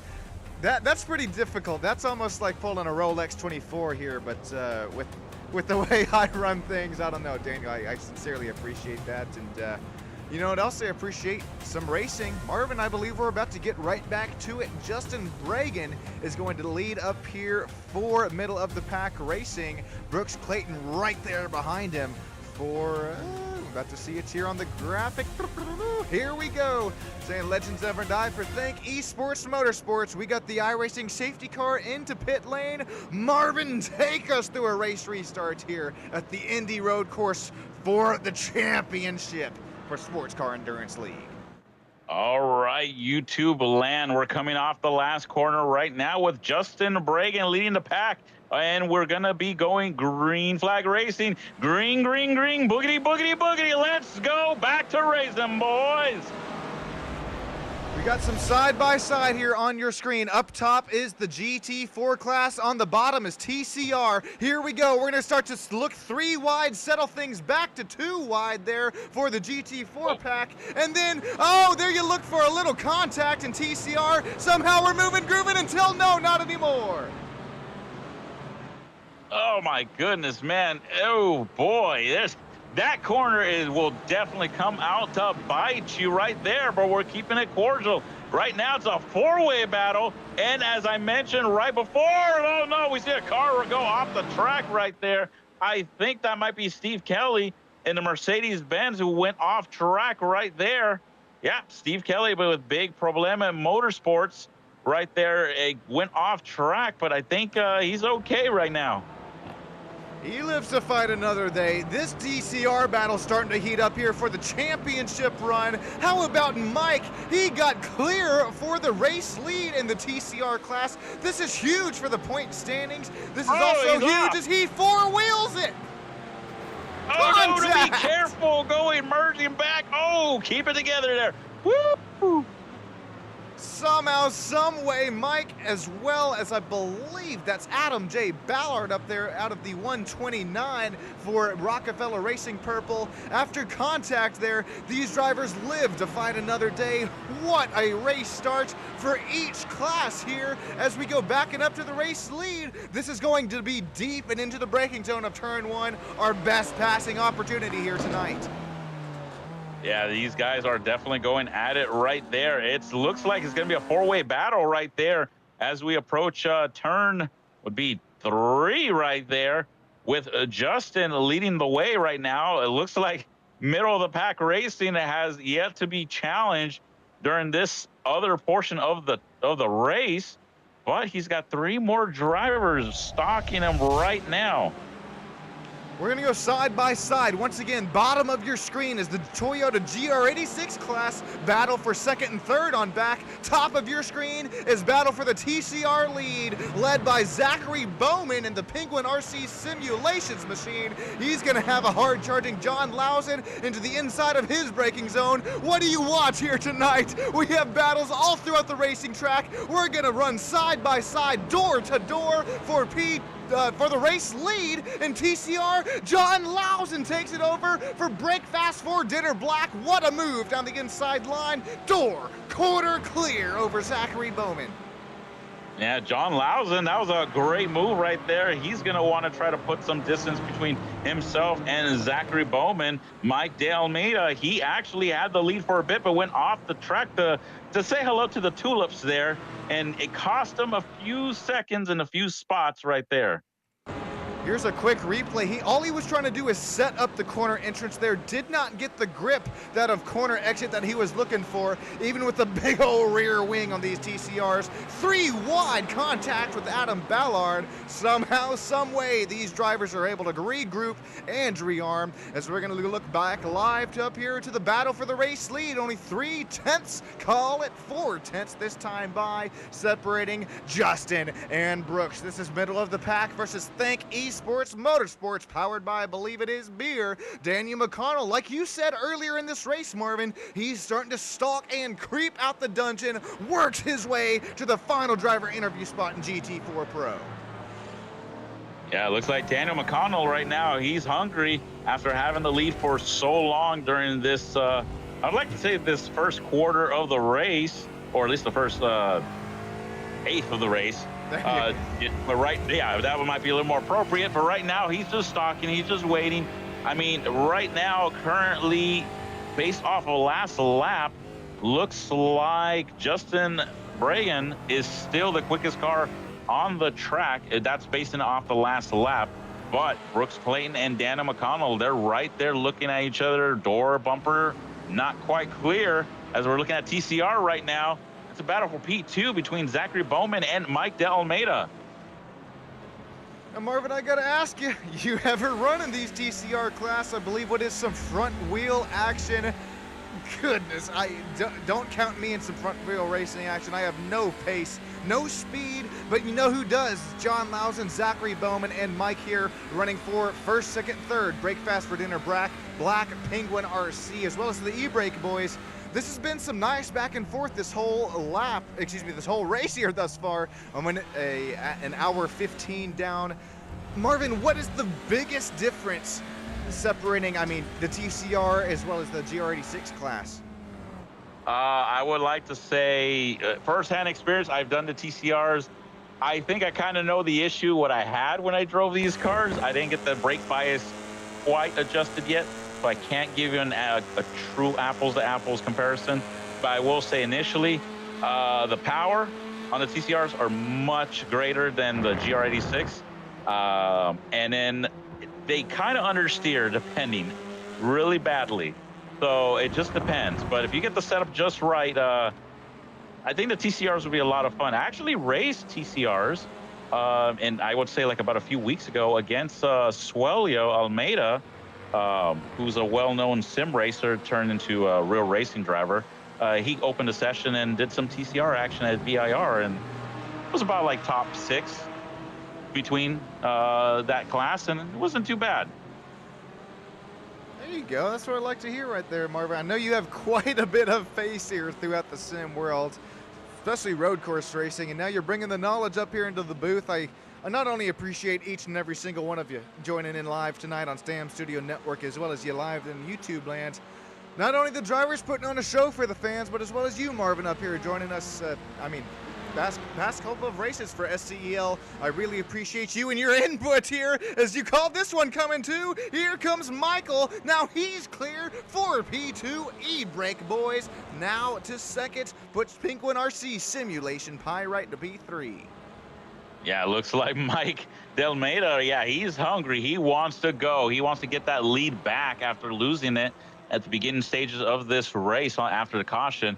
But absolutely, Sean, going back on what you were saying, it is my pleasure. I love doing this with you. And then congrats as well to everybody in YouTube land.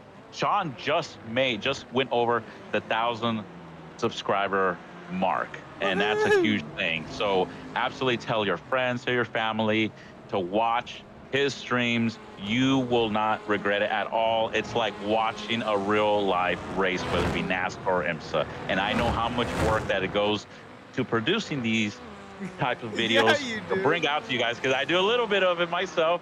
So definitely what Sean has to go through is to be admired, and congratulations again, Sean.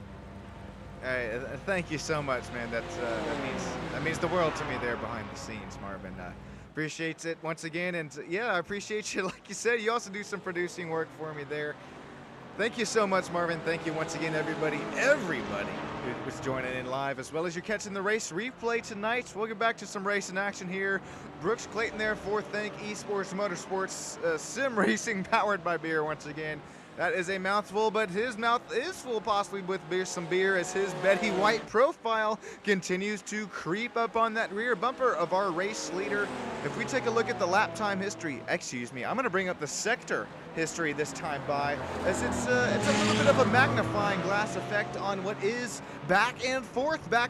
Sector 1, 0.023 seconds. I don't even think you can blink that fast. And then Sector 2, 0.083. This is back and forth here on the track, even within the sectors. Yeah, it looks like man, it's a four-way battle right now between the leaders in GT4 in the Sports Car Endurance League. But however, I am looking at the times, and there's somebody in P4 who is creeping and kind of watching, slowly reeling these guys in, and that's going to be the 108. That Porsche, blue Porsche, for Felipe McQueen. He actually had the fastest lap time at a 130.92 the last lap. So look for him to be really quick this time around. Not only is Felipe McLean, quick time and time again, but he's continued to run that Iron Maiden paint scheme. I know we got a few Iron Maiden fans down there in the old live YouTube land. Fender on the quarter, Fender there, no pun intended. But he's continuing to really show some nice speed, even though he's sitting P4 in class. Like you said, Marvin, he's continuing to stalk and creep up there for the final driver interview spot of the pro class. But we also have to remember, once again, with those triple digits, he is the leader of the AM category. Right now, he's got Brandon Melling right there, about, called it 3 seconds behind him. This is big within this AM category, because I believe this will be the battle for the championship within, once again, I know it sounds like a broken record, this AM category. It's also a battle for this championship between each and every battle out here on track, with as close as points are. It's continuing to be the middle of the pack racing BMW M4 number 5 run up here up front.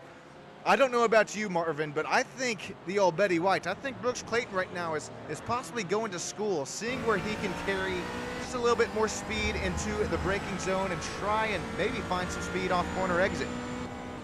I agree, Sean. He's definitely watching.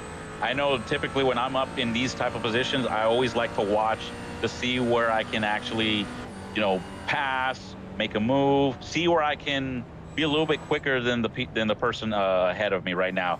And looks like Brooks Clayton is doing a little bit of what I saw a little bit earlier in this first half of this race from the middle of pack racing BMW, was letting off a little bit earlier. So I think Brooks Clayton is kind of taking a page there and letting off a little bit sooner, something I didn't notice that they were doing before. Marvin, explain to somebody that may be a little bit newer to iRacing here within the old YouTube lands, what do you gain by compromising a little of that corner entry? You can carry a little more speed into the corner, and then the biggest advantage I would say is you save on fuel. You save on fuel. So I think Brooks kind of learned a little bit of what the middle of the pack racing was doing earlier, and maybe might use that to their advantage this next round of pit stops.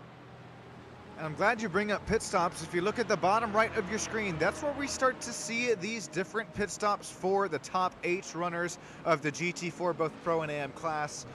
Justin Bregan for middle of the pack racing, if you remember, they opted to pit a little bit later in the strategy. Brooks Clayton, they pit about 3 laps earlier. But also, if my memory is serving me right, I believe it was our race leader who did start to stutter on pit lane, if my memory serves me correct. But now, after running his fuel tank, completely dry, he is now once again out up front.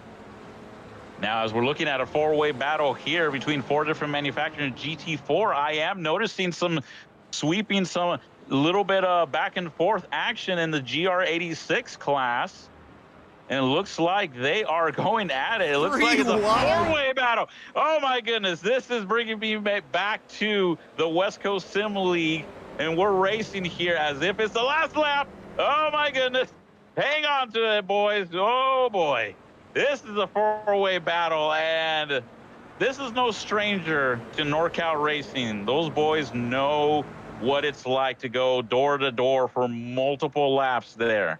So right now, Nico Kobe, right now, which is sitting in P3, is battling Rapid Theft Esports, Sunday GT Turtles, Gold Racing, and then Rockefeller Racing and P1. That's actually a really good good spot there for Joe and P1 right now. My goodness, this is as we go into faster lap traffic, that's our GT4 leader there. That's Justin Bragan right now going around the GR86s right now. And man, this is it looks like it broke up. It was a 5-car race lead, but now it looks like it's down to 3. Wow. Did you see the weaving there from Brooks Clayton? Man, I most certainly did, and man, those last lap times there for the GT4 laps are killer, especially looking at the old 105 of Felipe McLean, who now looks down the inside of, excuse me, that was the outside of okay, gonna lose that one there, but we'll get back to some GR86 battles there. I'm glad that you brought that up, Marvin, because, I mean, that was 2 and 3 wide, settles it back down to 2 wide for P number 2 in class. Nico Colby, he's gonna somehow hang it down into the inside there. What was the outside crosses it back to the inside, and there, that was Joe Nagy, excuse me. Joe, he continues to run away from Nico as well as Mark.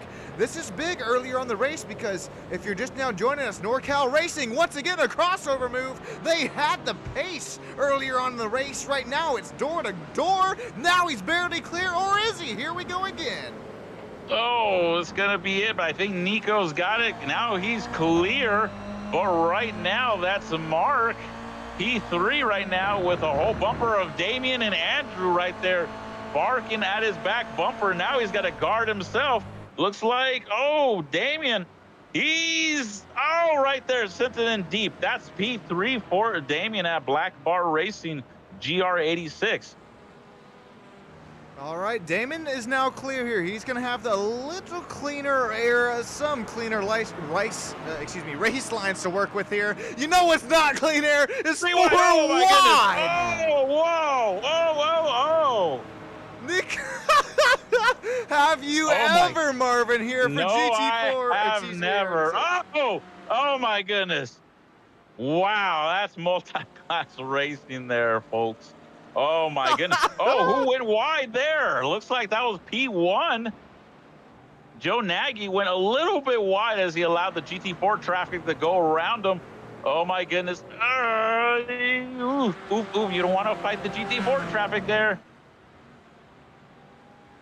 This is why, I mean, Joey's trying to hold it down this inside line, tries to let these drivers go as fast as they can with the pace difference here.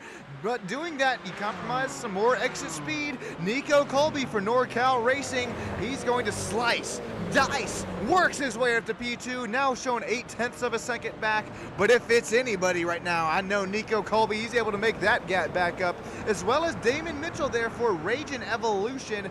This is the battle here for the championship run, bridesmaid spot for the GR86 class. Nico Colby, NorCal Racing, Damon Mitchell, Raging Evolution, second and third. Right now they're trying to hound the rear bumper of Rockefeller Racing Green GR86 of Joe Nagy. Yeah, right now, Nico Kobe right now, he's actually catching up to Joe Nagy. Man, he's right there on that bumper. I know Nico is hungry. He's going to try to do whatever he can to get that P1 spot and try to extend his lead again. But looks like Joe is keeping him at bay right there. And speaking of keeping at bay, looks like Damon Mitchell from Black Bar Racing is keeping Mark and Andrew behind him as we see more GT4 traffic come through. Oh, I don't know if I don't know if Nico Oh. made contact there with the rear bumper of Joe Nagy, but I thought I saw his rear tires off of the racetrack. That's going to present the GT4 down and around the inside line.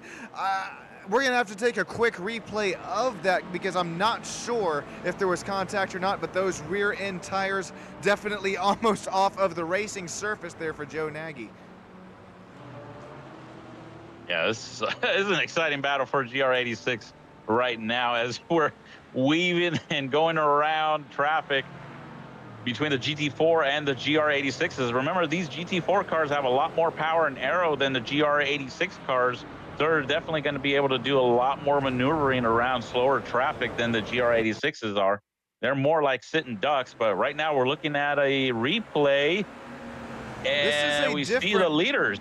Yeah, this is a different replay. As a matter of fact, I'm showing Andrew Trickett, who had an incident himself. Here's a quick replay of this. If I believe it was a self-induced spin here for Team B&O. A little bit of gravel on the track there. He's going to sit those left sides in the grass, and that's all it's going to take. I think there was a driver up there who'd gone off in front of him as well. Oh, yeah. Yeah, I've done that too. As back end comes around, that's it. And especially you're trying to make a corner where all the weight shifts. It's just, that's it. Yeah, that nothing you can do. Just along for a ride. Oh, my goodness. Here we have, oh, no. No, Braden gets turned not once but twice there. We'll take another look at it here and slowing, whoa, this puppy down. I think that was contact with the SRN as well as the 127 there, down and around the inside. I think what happened is Andrew saw Julian come to the inside, try to outbrake him. I could have sworn he throttled up to try to pass Braden. I think Braden, that might have caught him off guard, and that quick fraction of a second move might have thrown him off and delay getting back on power. And I think Julian was right there, and there you go. Around he went. Scrunched, blunched, and clunched is Brandon Melling here. At least, excuse me, Braden Melling. At least he lives to fight another day. No real damage there. Middle of the pack racing continues to run at the front of the pack racing. 1 hour and 10 minutes to go. Ladies and gentlemen, as now we have crested our way over 1,000. Once again, to show our appreciation up here to you at Stam Studio Network. Not only do we have the race leader starting to get loose as a goose there at the exit of 2, but SSN as well as SRN merch is available there online, as well as to show our appreciation to you real quick. We're going to treat you to another Crank It Up. Enjoy the sights and sounds of multi-class racing here tonight at Indy. My name is Sean Stam. Marvin Samayoa will be right back with you up here in the booth after a few moments' time. Thanks, everybody.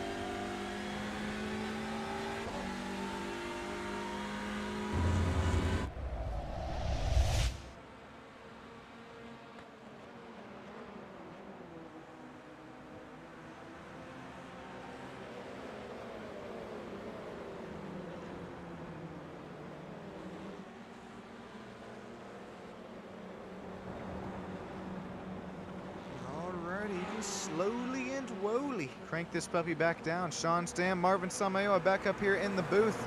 We get the side-by-side cams out here tonight, as I mean, if we could have triples, we would if I had one more VC available here. As we got Justin Bragan, Brooks Clayton not shown on the screen, but they are fighting out here for the overall race lead, about 6/10 seconds of a second separating them two. We have the e-brake boys and Brake Fast for Dinner at the bottom of the screen for TCR, and then up there at the top of the screen, well, you could throw a blanket right now over GR86 first, second, and third. Rockefeller Racing Green, NorCal Racing, and Rapid Theft Esports continue to show some really nice racing here tonight. Really nice ethical wheel between each and every single race class.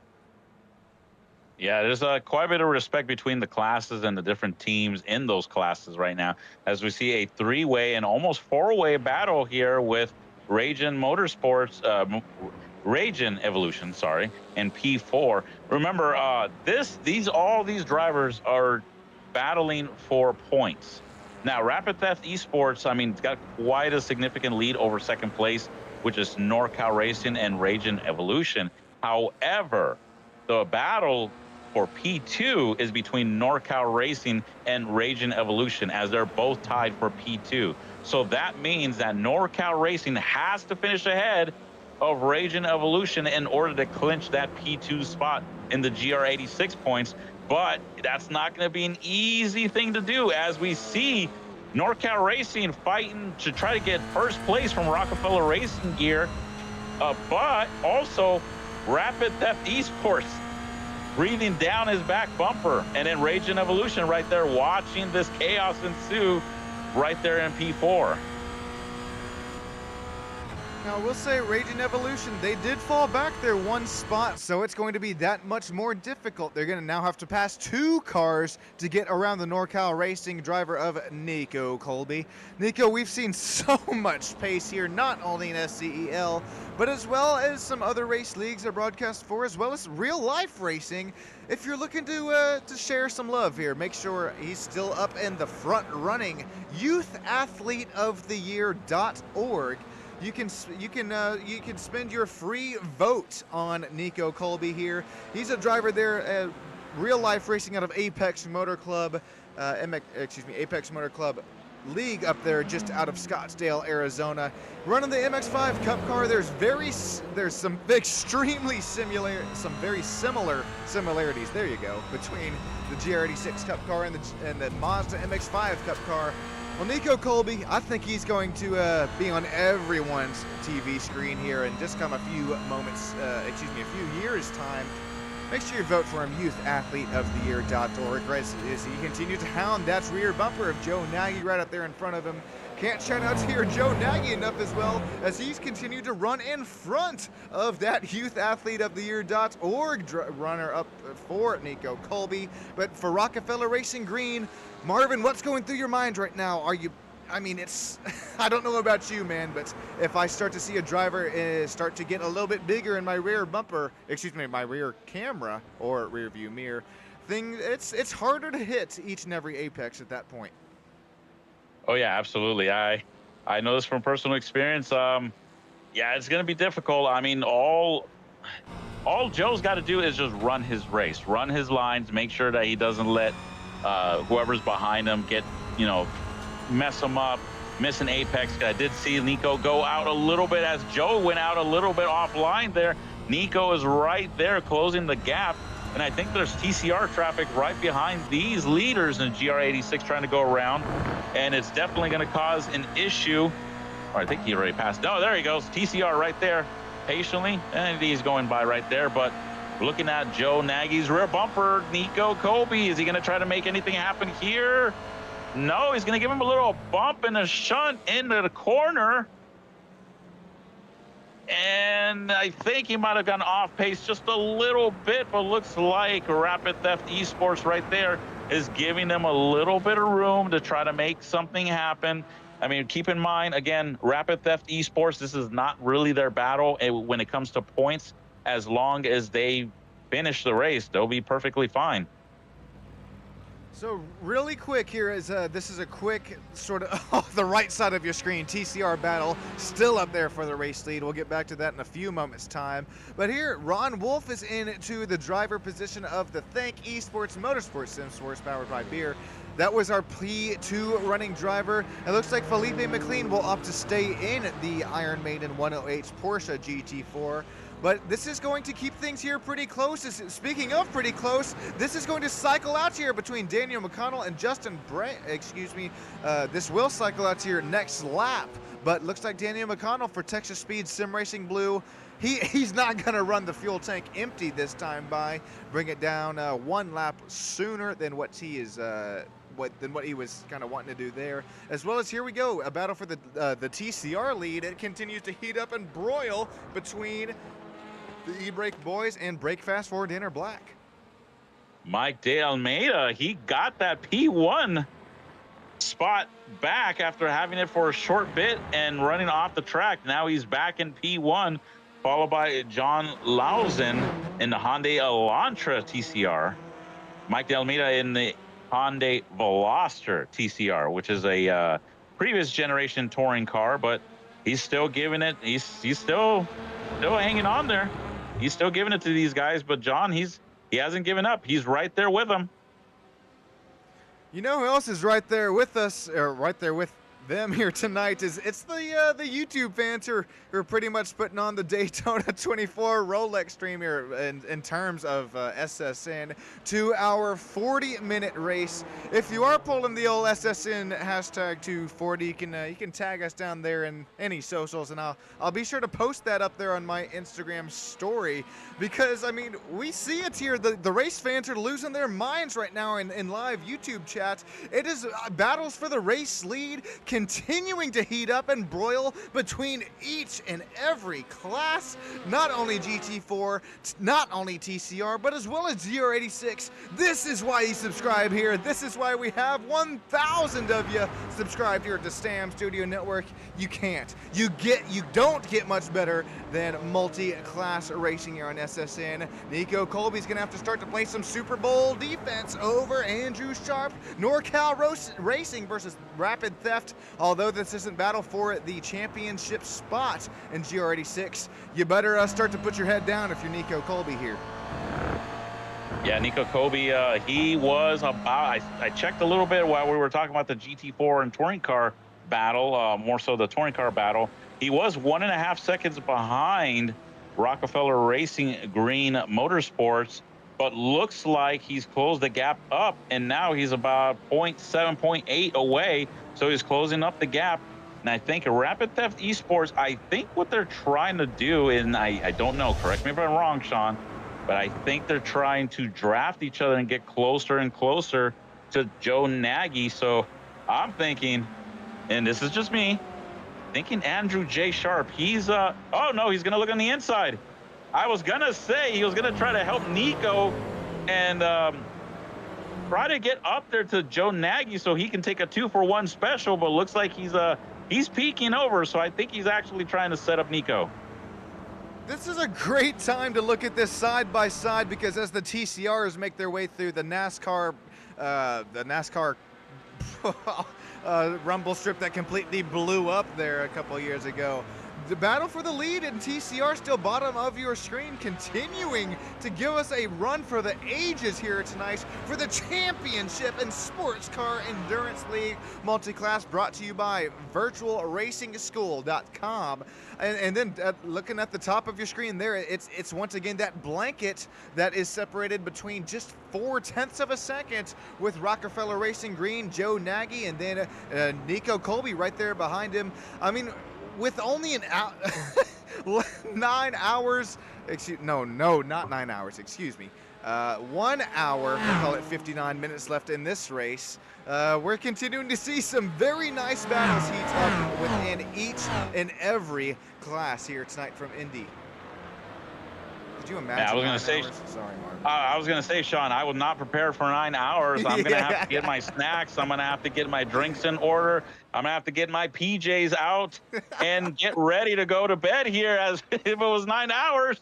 But yeah, no, this is a great battle. I mean, everywhere right now. Like we're looking at the touring car between both Michael de Almeida and John Lausen right now, both battling hard. Mike took the lead, but looks like John wants it back as he's knocking on the back bumper of Mike. It looks like he's going to look on the inside. This is not the preferred line. Oh, I would like to say right there, that is some race etiquette right there. Instead of chopping John, Mike de Almeida, he kind of sacrificed himself, but at the same time, he gave John room, and John gave Mike some room to make that pass. And that's some respect right there between these two TCR leaders. Oh my goodness. Back and forth, crossover, quarter, door, not quite clear. Side to side. It's going to be a drag race right here. We're going to see a drag race between these two Hondas. Which one's going to have a little bit more power as we come off into, I believe, the next set of corners? Looks like Mike de Almeida, he basically gives up the lead right now to John. But is he going to have anything? Is he going to try to get some momentum here on the back stretch, or is he going to be like, you know what, Mike? You know what, John? You hang on to the lead for a little bit. Let me save some fuel this time around. How many times have we seen that within road course racing here on SSN? A little bit of saving can bring you a long ways there. I mean, that was through turns 13 and 14. Finally, we saw the battle for TCR start to get back into a little bit calmer conditions here. From a Category 5 Hurricane, we'll settle things back to a, we'll call it Category 2 here between these two front runners in the class. But right now, I mean, as the e-brake boys of Mike de Almeida continue to reel in John Lausen, I mean, we saw what was side by side. We saw what was a, I mean, back and forth, some give and take there between both of these drivers. The ethical wheel, you cannot beat it within this Sports Car Endurance League multi-class series. We're going to start to see some more ethical wheel here as Nico Colby, this is down the front stretch here. He's going to start to knock on that rear bumper of the race leader of GR86. Oh, Nico, right there. There's the slingshot. Perfect. Shake and right bake, there, Nico. Shake and bake. Yeah, shake and bake. Looks like he's going to look on the inside. Turn one. Is he going to get the preferred line into the next set of corners?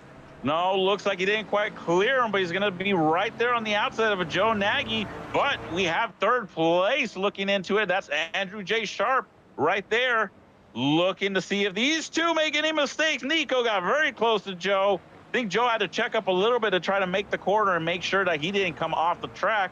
That backed up Nico, which backed him up to the front bumper of Andrew J. Sharp as we see a GT4 traffic go through. And man, this is a nice battle between for first place between the GR86 cars. You can try to get much better than this, but I don't think you can here. This is once again a blanket over GR86. Joe Nagy out there out front for Rockefeller Racing Green. NorCal Racing up there in front of Rapid Theft Esports. This is big here for the points. Although they do start to battle, you have to have this in your mind. I don't know, with as young as Nico Colby is, I don't know if he does have it in his mind here, but you have to have the bigger picture here in mind. NorCal Racing fighting for that P2 position within the point standings. I believe this is some hardware, some sim racing trophies on the line here as Raging Evolution falls back to 2.8 seconds. Right now you're starting to heat up, broil this battle for first, second, and third. At what point, not only if you're Nico Colby, do you try to say, I have places to go, but do you, oh, that's a dumb question. There's no way Nico Colby's going to let Andrew Sharp by. There's no way in hell. Yeah, I don't think so, but looks like he's peaking. I think Andrew might have been bumping Nico a little bit to catch up a little bit and see what Andrew's doing. He's going to try to get Nico. Oh, looks like Joe Nagy went a little bit wide there. Nico's right there on the back bumper. I think Andrew's going to try to push Nico a little bit, get these two to battle, and maybe hope for a mistake between the two leaders as we see right now. Side to side, Nico is not in the preferred lane. Are we going to see any cordial racing here between the leaders? Oh, my goodness. Joe, he arced that corner really well. Nico arced it quite well as well. And Andrew J. Sharp backed off a little bit and lived the fight another day between these three leaders. But as they're battling, I'm seeing P4, Damon Mitchell, he's slowly closing in between these leaders. And Nico, that's his real, that's the car he's got to worry about, is Damon Mitchell for Raging Evolution. That is who he is really fighting for, that P2 tiebreaker spot. So right now, I think Warren Johnson is, as his crew chief and spotter, he's kind of reminding Nico, hey, you know, this is great and all. I want to win, but, you know, remember, big picture, we got to beat Damon Mitchell. That's the guy we have to beat. Less than an hour to go in this race, and only separated by about, we'll call it 2 seconds now, by between the P2 point runners for the GR86 class. It's once again here, every single position just about. Now we're starting to see about a 0.7 of a second gap between the two TCR point leaders there. We'll go side by side once again, excuse me, the two TCR front runners there on the bottom side of your screen. Now it was 0.7 of a second separating the front two runners back down to 0.4 of a second as, excuse me, there 0.7 back between John Lausen and the E-Brake boys, as the really up here battle for the GT4. This is big here. This is why I'm starting to stumble over my own words here. Look at this here, a driver with triple digits. Sure, we did, I do believe, see some pit stop strategy earlier on, but we have a GT4 AM driver, matter of fact, two GT4 AM drivers leading the race right now. It's Break Fast Club and Rockefeller Racing Purple. They're leading over B&O Racing. This is big, not only for the points, but for the overall standings for a multi-class race. Yeah, this is rare. Yeah, this is wow. That's pretty good. And these drivers were about mid to late top 10 positions during the beginning of this race, but looks like these guys are definitely getting it with Break Fast Club and P1, followed by Rockefeller Racing Purple right there in P2 and B&O Racing P3. I will say, take a look at that bottom right of your screen. If you notice the pit stop strategy, sure, you got Andrew Trickett and Julian Jones there for ITD West HRD, as well as Texas, excuse me. That's where we're going to start to have to look at here is Texas Speed Sim Racing Blue. Look at Daniel McConnell. He made his last pit stop on lap 59, almost 20 laps later than these front three runners. He'll be able to run way longer in this pit stop strategy, as well as Justin Bregan there from middle of the pack racing. So we do start to see some AMs work their way up to the front, but things will start to cycle out here once again as we're in the final 50 minutes of this race. Yeah, definitely seeing pit strategy is going to be one thing here as we go back to the GR86 battle for P1. Remember, folks, in YouTube land, if you guys just logged in and watched this stream right now, this battle for the GR86 has been going on since the start of the restart for the caution that came out about a few, I want to say, what, 10 laps ago? Man, these guys have not let up this entire time. First, second, and third, half a second difference. It's anybody's game. Rockefeller Racing Green, NorCal Racing P2, and Rapid Theft Esports in P3. Who's it gonna be? These guys have been sitting in the same spot since the drop of the green flag, and they're all hungry, I can tell you this. He's hungry. He is searching for a win here tonight, is Andrew J. Sharp. I mean, getting two tires up there into the grass, those right sides. Got to be careful. That has resulted in a spin or two earlier in the race for a couple of other drivers. But right now, closest battles continuing to run up here between Joe Nagy for Rockefeller Racing Green, as well as Nico Colby for NorCal Racing. Also, if you're just now joining us, remember this is a battle for the points P2 position between NorCal Racing and Raging Evolution. Now shown 3.3 seconds between these two drivers. Like you said earlier here, Marvin, I know if you're Nico Colby fan, you got to be. Yes, we are battling here for the race lead, but we're also battling for the points lead as well. As look who starts to work their way through this pack. I believe that's the highest run. Excuse me, the fastest GT4 here tonight. I believe it's the number 5 of. Okay, I'm still trying to look for it here, but that was just multi-class action there. I mean, showing you the speed differential. Things continue to heat up pretty quick, especially with the multi-class traffic. The braking zones are very similar, but once you get up to speed, especially corner exit speeds, Marvin, I don't know about you, but these GT4s versus especially the GR86s, that is a huge differential as we have more pit stops taking place.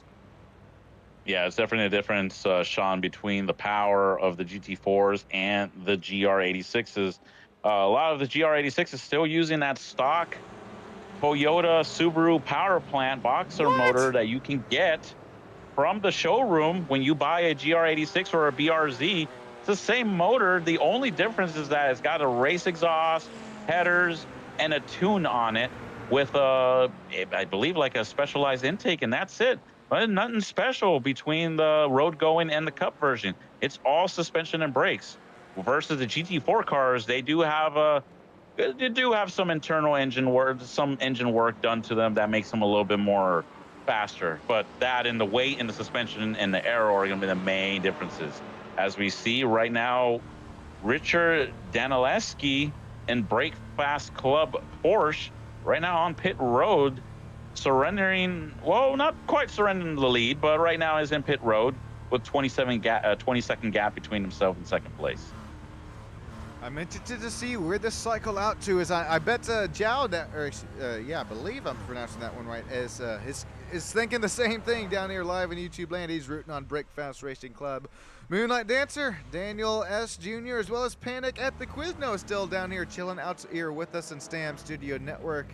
Thank you. Don't know how you're doing it here, as we'll bring up the track map up there on the top right of your screen. This is going to be pretty, well, it's not going to be close, at least until Julian Jones has to pit in the ITD West HRD number 69 GT4 Porsche. Marvin, look at the suspension go to work. What is your choice on the GT4 car here, at least from a longer straightaway track like the Indy Road Course? As well as anyone down there in YouTube land, let me know your choice of GT4 here tonight. I would like to say I like the BMW. I like the BMW, and then followed by the Aston. Although we're supposed to get the Ford Mustang GT4. Oh, I saw that. Dropping next week. So I'm definitely going to want to get my hands on the Mustang. Anything with a V8 muscle, good old American muscle, I'm all for it. I wish they had the Camaro GT4 on this game when it was relevant in the GT4 class, but unfortunately, I don't know why they never got to it, but hey, it is what it is. I'll be a Ford Mustang fanboy for the GT4. GT3 though, I'm looking forward to that Aston Martin. Now, do you think that it'll still have the same rumble and grumble as the GT3 Ford Mustang? I think so. So. I drive the Ford Mustang and the GT3, and I will say I love that car. I think I finally figured out what was going on when I was doing that GT3 at Mount Panorama when me and you raced over there, Sean, with Apex. I think I kind of figured something out now that I was screwing with me, so now I can focus a little bit better on the braking there. But as we look at pit stops right now, it looks like it's going to start rotating here with Julian Jones. Looks like there's a car mowing the lawn right now. Right off of would be what, turn 3 and 4, I believe. That might be turn 3 or 4. I'm not sure. It's hard when they're running the backwards layout here. Yeah, here's a quick look at it. Excuse me. We're actually going to go briefly back to this battle for second and third. Justin Bragan makes his way back up to P number 2. There's Julian Jones just now into the pits as we saw this start to ensue. So it looks like Julian Jones, driver of the 69, will fall back quite at least a few seconds here, as here's a real quick look at what happened to Andrew Trickett here and what caused his self-induced spin. Is it gonna be tires off the racetrack, you think? Oh, no, it's not. No. I might be. Oh, that was the leaders in the GR86. That is the leaders. Oh my goodness, that was quick hands right there, lightning fast hands right there between the GR86 leaders, between Joe Nagy and I believe that is Andrew Sharp. Man, that was quick works, quick hands right there. Let's see if we can find out. I think it might be a combination of warm, hot tires and, ooh, boy. Man, wow. I think that was a combination of hot tires, losing grip, and just putting too much power too soon. Somehow Joe lives to fight another day as he was not only loose out of the grass, but also trying to avoid the spinning car out up there in front of him. Damon Mitchell for Raging Evolution is running in front of NorCal Racing right now. He's going to stay out one extra lap. I'm curious to see just how close this makes this championship P2 battle here between Raging and NorCal Racing in the GR86 series. Back up here between our closest battle on the racetrack. It is between GT4 versus GT4 AM. Look at this. We got the old Brandon Melling of the 196. He's going to try the inside line for Eclipse Racing. But here comes Julian Jones and Aaron Kushner. They're starting to join the battle for Gear 5 GT4 as well. Yeah, looks like it's going to be a good close battle right here. Oh, as we see, the 69 Julian Jones flashing his, oh, actually, no, that's the Aston Martin flashing at Julian Jones for P9, P10. I wonder if there was a little bit of a beating and banging there. That's why the lights were flashed there. I am thinking that there definitely was, as I'm certainly trying to look for it here. While I was looking for that, though, I did find that we really haven't had any big spins since pretty much the race restart here, and that was quite a few laps ago here. So continuing to run clean, green, and mean with only about 40 minutes left to go in this race. Right now, we continue to look at the closest battle on track. It is it's AM GT4 class of Adam J. Ballard there in the Rockefeller Racing purple. He's got his front nose all fixed up there, continuing to try and find some pace, find some speed for GT4 AM as John Lausen for the TCR class makes his way down into the pit lane. This is going to be pretty big because Francois Shrink as well as Mark Darnell, the front three for TCR, are all into the pits at the same time. Yeah, it's going to be close with the TCR cars right now as they are all top three in pit, I believe first and third are in pit road. No, a top three in pit road. Oh boy, see some strategy here. Yeah, the invisible air jacks up on there on Mark Darnell's TCR right there behind him. I got to ask you once again here, this is a newer question I got for you, Marvin. What constitutes a fast pit stop here under green flag conditions? As far as the driver's concerned, I would say, man, I would say like on the driver, it would say just not exceeding the pit road speed limit, but also not going too slow at the same time. And then don't miss your box. That's another key one right there. You can't miss your box. If you miss your box, then you got to back it up in reverse and then wait for it and then go back in first or neutral. Man, it'll just cost you precious seconds in pit road. That could be the difference between you coming out in front or losing a couple of spots. Yeah, definitely don't want to do that. Never want to overshoot your pit box. I've done that once in practice, and yeah, it's not a good thing. Definitely is not a good thing. As we see right now, the TCR traffic with the GT4 and the GR86 cars right now all on the same back stretch of road, and that was P3 getting out of the way for the faster traffic GT4 and TCR cars, as that's Francois and the 288 Honda Civic Type R currently in P3.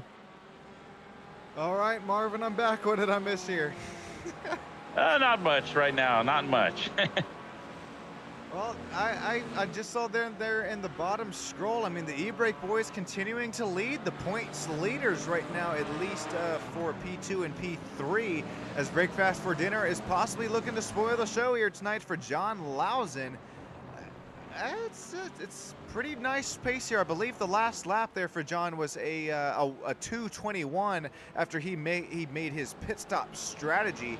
He should be able to go a little bit further now than Connor, as well as Francois Schenk right there behind him, running second and third in the TCR class. Yeah, looks like it's a 9-second difference between Break Fast Racing and the e-brake boys, both Hondas, so that's a 9-second gap. So right now it looks like at the point is John Lawson, and then right now looks like second place, I believe that might have been a driver swap. It's showing Connor Astelia right now in P2. Looks like he took over that driver spot right now.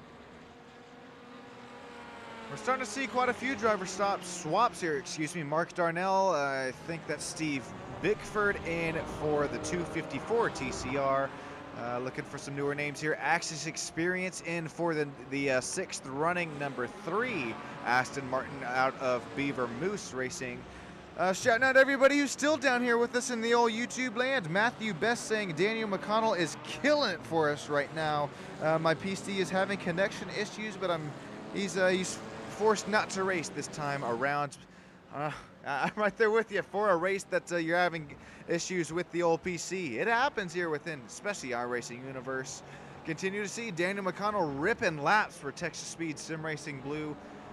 If we take a look at, I think we have we're gonna wait at least a couple camera shots here, but Marvin, we're starting to really see the tire marbles start to really accumulate off the racing line here tonight. Especially 2 hours in a run, if you do run off the racing line, it's not only you gotta worry about the grass losing grip, but these tire marbles that have accumulated for the past 2 hours. I mean, that's those black spots off the racing line that you can maybe glance and see at some corner entries, as our race second place runner gets loose for Justin Bragg in the middle of the pack racing. Yeah, if you go off of the racing line, you can definitely lose grip. And as Justin Bragan just showed us right now, in P2, front end loses grip and you go out into the tulips, and you may save it or you may not. But luckily for P2, for Justin, he actually kept it together and maintains his P2 spot, as we're on board with Felipe McLean in third place in the Porsche for Team Paladin Racing. Let's hop on board here for about half a lap or so. It's going to be a quick right and switch back to the left here for both turns 1, 2, and 3. Got the most elevation gain you'll make here up into 2, 3, and it's a long sweeper there into 4. Another kind of long sweeper of the right-handers. You got to try and keep your speed and momentum up as we make our way through the NASCAR exploding curve here, and then through, I believe, turns 6 and 7. Our first short shoot of a stretch that you have to work that slipstream and draft, as Justin Bragan, he's about 7/10 of a second back there. Excuse me, Felipe McLean over about 7/10 of a second back over Justin Bragan for middle of the pack racing. Another switch back to the left, right, and then to the left, to the right once again. Thankfully, Marvin, we don't have to deal with G-forces here in sim racing. I'd probably be my lunch might be, let's just say, re-lunched. Yeah, it's luckily we don't have to deal with that at all, but there's other forces you got to deal with. Force feedback, that's one of those forces that you do have to feel in these cars, and depending on the type of steering wheel and the setup you have, that may be quite a bit, or it might not be too much at all. As we see, GT4 traffic going up and quickly making work of those GR86s. Didn't take that long to do it. I mean, look at the top speed differential here. That was about a whole lap there on board with middle of the pack racing, as well as Felipe McLean there. As how about Justin Bragan? He still continues to sit about 3 positions gained since the drop of the green flag. TCR battle. About 5-6 laps ago, this battle's starting to really cool down for the race lead, 10.3 seconds. About 33 more minutes left here in the race, Marvin, as really the battles are starting to cool down here all throughout the race pack. We do have another GR86 battle starting to heat up here between Mark Senecal there for Sunday GT Turtles Gold. They were up there in the top 3 running of GR86s, and right now they're starting to reel in and try and reel in Joe and Nagy as Rockefeller Racing Green. That's Joe. He was also leading quite a few laps earlier on here tonight. Yeah, he was in the lead for a good majority of this race right now, but with strategy and everything, he has cycled back to P4, and looks like NorCal Racing is ahead of him, P3. Rapid Theft Esports currently in second, and Raging Evolution currently leading the way right now, but I don't think they have hit it yet, so I'll have to cycle through. Now, real quick, for the fans that are just now joining us, I'm seeing quite a influx of new viewers right now. We'll take a quick look, really quick, at our point standings here before the championship drop of the green flag here tonight. And you might be asking, come on now, we got 30 minutes left here to go. Why are we bringing up the points? Well, because look at how close they are. This is GT4, 2 points separating Texas Speed Sim Racing Blue as well as middle of the pack. So it's essentially whoever wins that battle up there for the front runners in the GT4 Pro class. Same sort of story could be said there for Breakfast Club and Team Paddling. Just a few points separating the front 2. Start to look at TCR. Same story.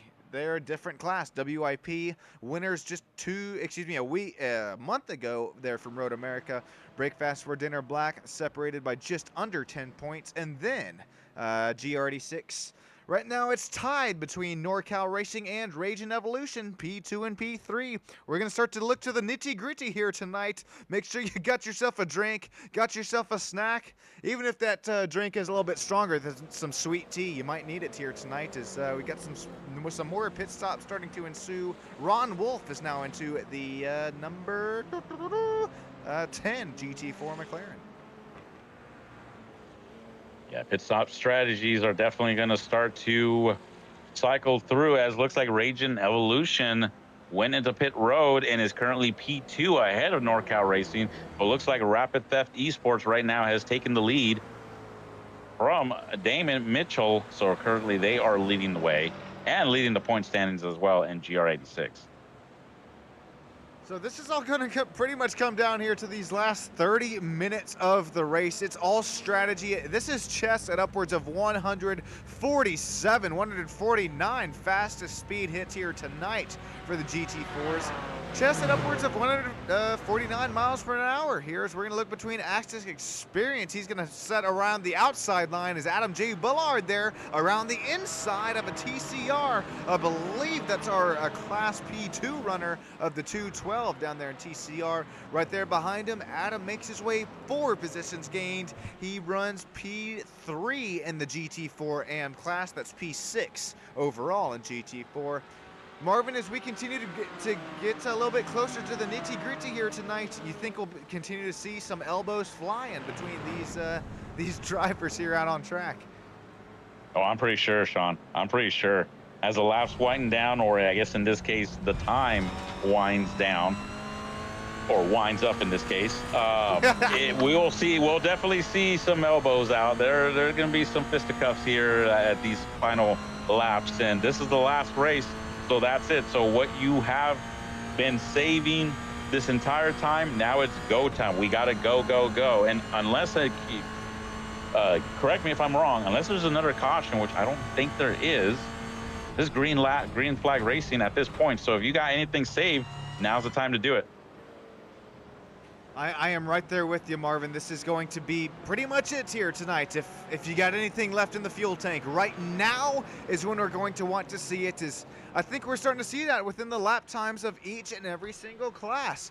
Right now, at least between GT4, both Pro and AM, Richard Daniels, oh boy. Daniel Sowski. I believe I'm saying that one as close as I can. He's starting to try and hold off Axis Experience as well as Adam J. Bullard here for GT4, both Pro and AM battles. Axis Experience, he's the meat and the sandwich between the battle for second and third in the GT4 AM category, as he's just trying to work his way back it up to P1 and P2 overall, as well as in that GT4 class Pro. Yeah, these two are definitely having a good day right now. Oh, looks like P4 went a little bit wide, so looks like Access Experience right now is currently catching him right now for P4. Checking in on YouTube land here once again, 32 yes, Daniel, I'm right there with you. Holy guacatulis, 32 viewers. Thanking each and every single one of you joining us live right now on the STAM Studio Network for multi-class racing. We got anyone saying, excuse me, this is Moonlight Dancer saying anyone and anything can happen in these next 30 minutes. Rachel's still here with us, saying there's a lot of race left. Yep, right there with you. Anything can happen. They're jinxing it down there within the YouTube chat, saying things at just about the same time as one another. Marvin, that's another thing I got to shout you out here. That's some commentating and co-commentating work there. It's at about, I mean, you can't beat it. Not talking over each other, but I mean, some great back and forth action. Marvin, you're one of my most favorites here, if not, I think the favorite co-commentator to work with here on STAM Studio Network. You know your road course racing as well as, look at this, I mean, some side-by-side, door, quarter, clear for Adam J. Bullard there for Rockefeller Racing Purple. Thank you, Sean. I appreciate it very much. I very much enjoy it.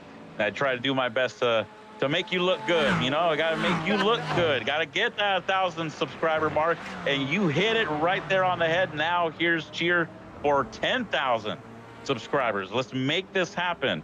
But we see action all over the track, and with action like this, I have no doubt in my mind you'll get there. Hey, thank you so much, Marvin. Once again, it could not be done without you, as well as every single driver, every single driver out here on track, as well as every single fan that joins here live on the old STAM Studio Network. Joe Nagy and Mark Senegal continue to run 0.4 of a second back here, apart with one another.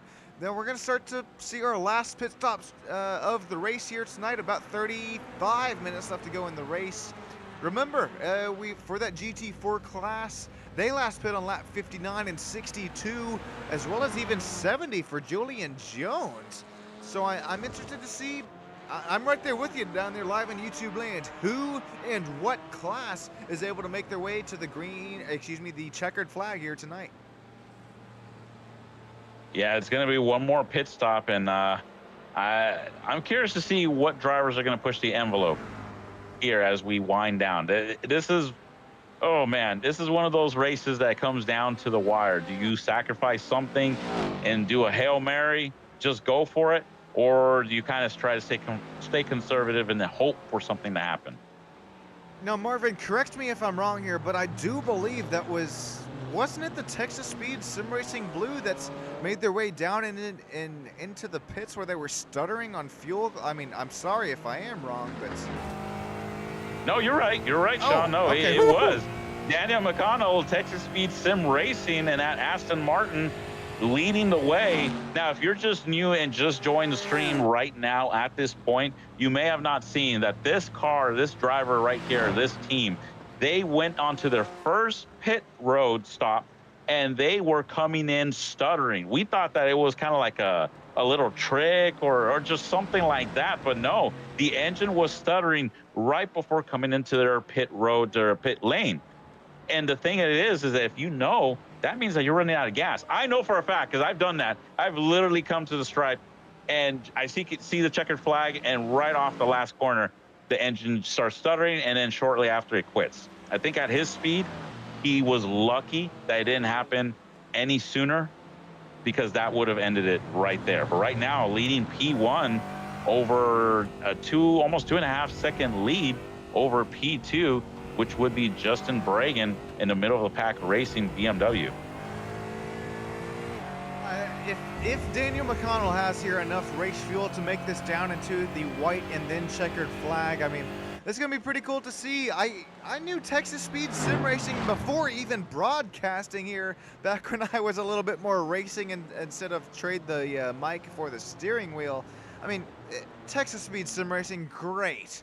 I mean, a great group of racers. Not only are they fast, but I mean, they are friendly as well.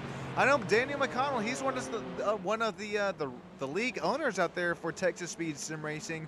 He's taking it to some endurance racing here tonight with a 2.15 second gap over middle of the pack. This is pretty much our battle for the championship here tonight with a 2.1 second gap here. Only about 23 minutes left here in the race. Not only 23 minutes left in the race for these drivers who continue to put it lap after lap, but as well as the fans here who have put it lap after lap on Stam Studio Network. We appreciate you joining in and sticking it out here with us. We're going to reach the Argy-Bargy here tonight. Only about 23 minutes left to go in the race. And we still have, look at third and fourth right now, excuse me, fourth and fifth between Break Fast Club and Rockefeller Racing Purple, separated by none other than, oh yes, that's right, 0.3 of a second. Yeah, a lot of these drivers are currently just going to try to get whatever they can and make anything happen. This is P4 right here, top 5 finish between these drivers, but I think these two are the leading AM drivers, if correct me if I'm wrong, Sean. I am right there with you, Marvin. You hit the nail on the head there with the hammer. This is this is our front two runners. Yep, there's Richard Danzowski there running in the P4 overall position for GT4. But once again, if you're just now joining us, the 3 digits separating the AM and Pro category for the GT4 class. Looks like Justin Bregan is now down into the pits. He's going to make his last pit stop strategy. This is going to be all out, balls to the wall with a lack of a better reference here at this point. I mean, only 0.2 of a second separating P2 in the AM category. So it's going to be door to door here as we're going to have GRD6 traffic in the way. We're going to put them down one more lap. Richard, he's going to take the inside line, playing the defense here into turn 1. And as we approach turn 1 right now, we're looking at Richard and Adam right now. Looks like Richard's going to outbrake him. He's got the preferred line into the next corner. There he is.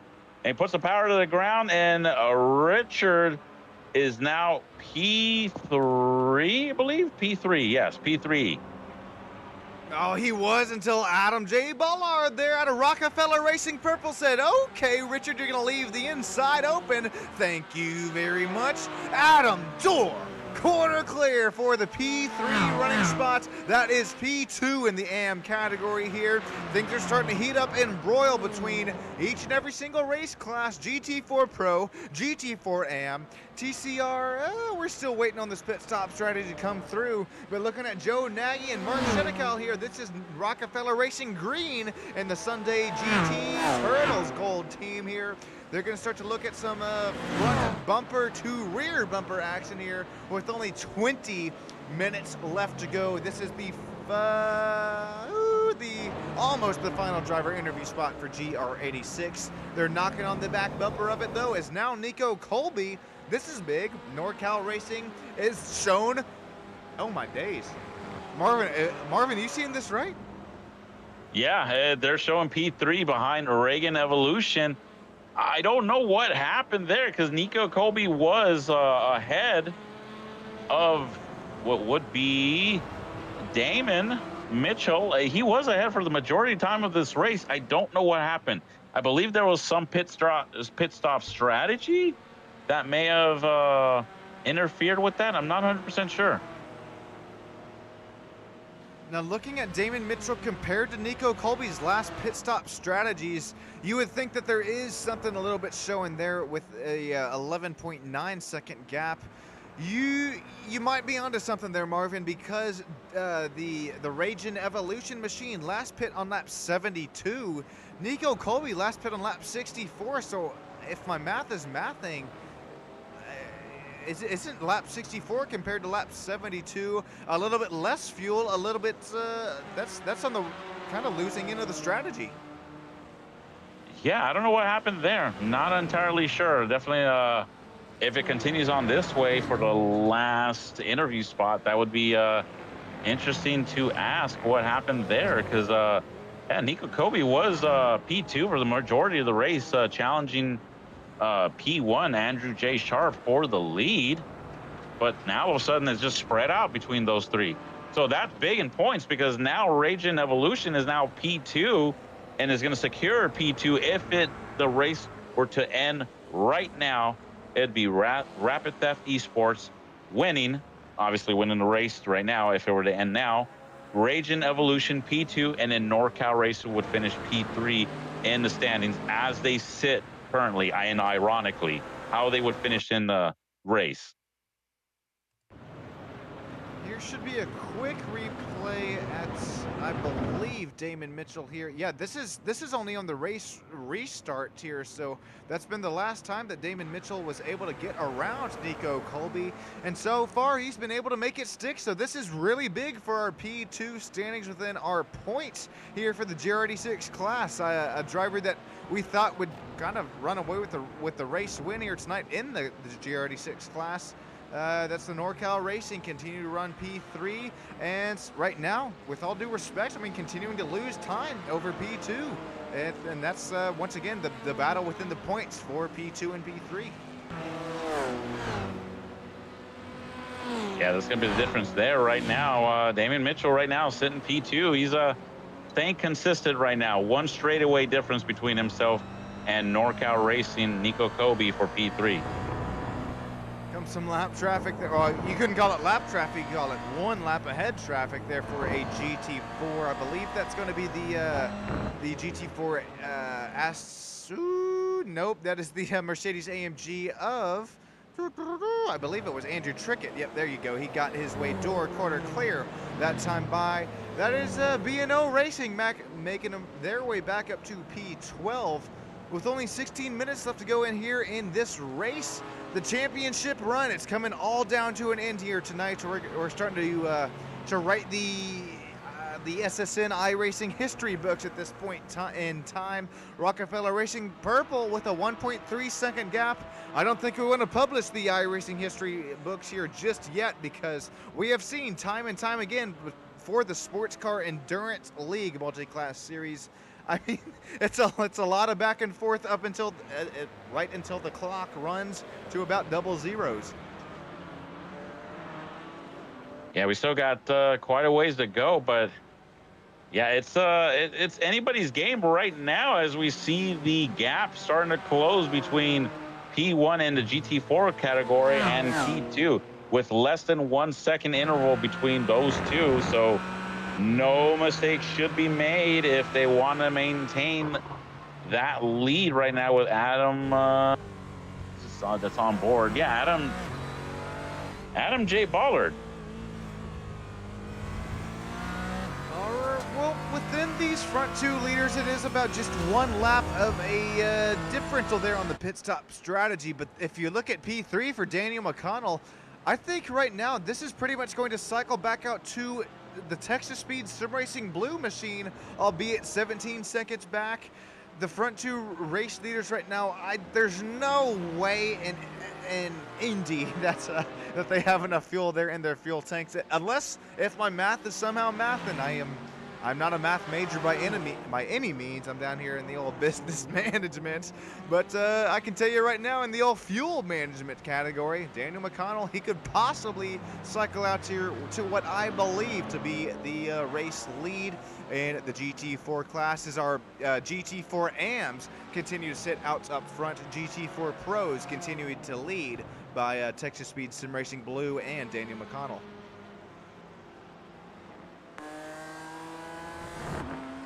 On board right now, Justin Bragan in 5th spot.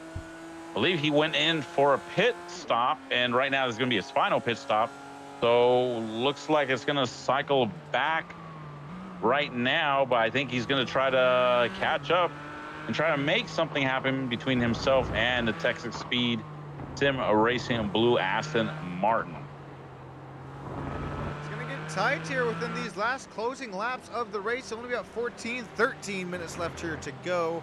With Danny McConnell continuing to put down some very fast lap times, a 1:31.13 last lap by, fastest in the session. He's got Julian Jones right there on his rear bumper, not really closing him down by any means, but running about 2 to 3 tenths of a second lap. They were just about the same last lap by.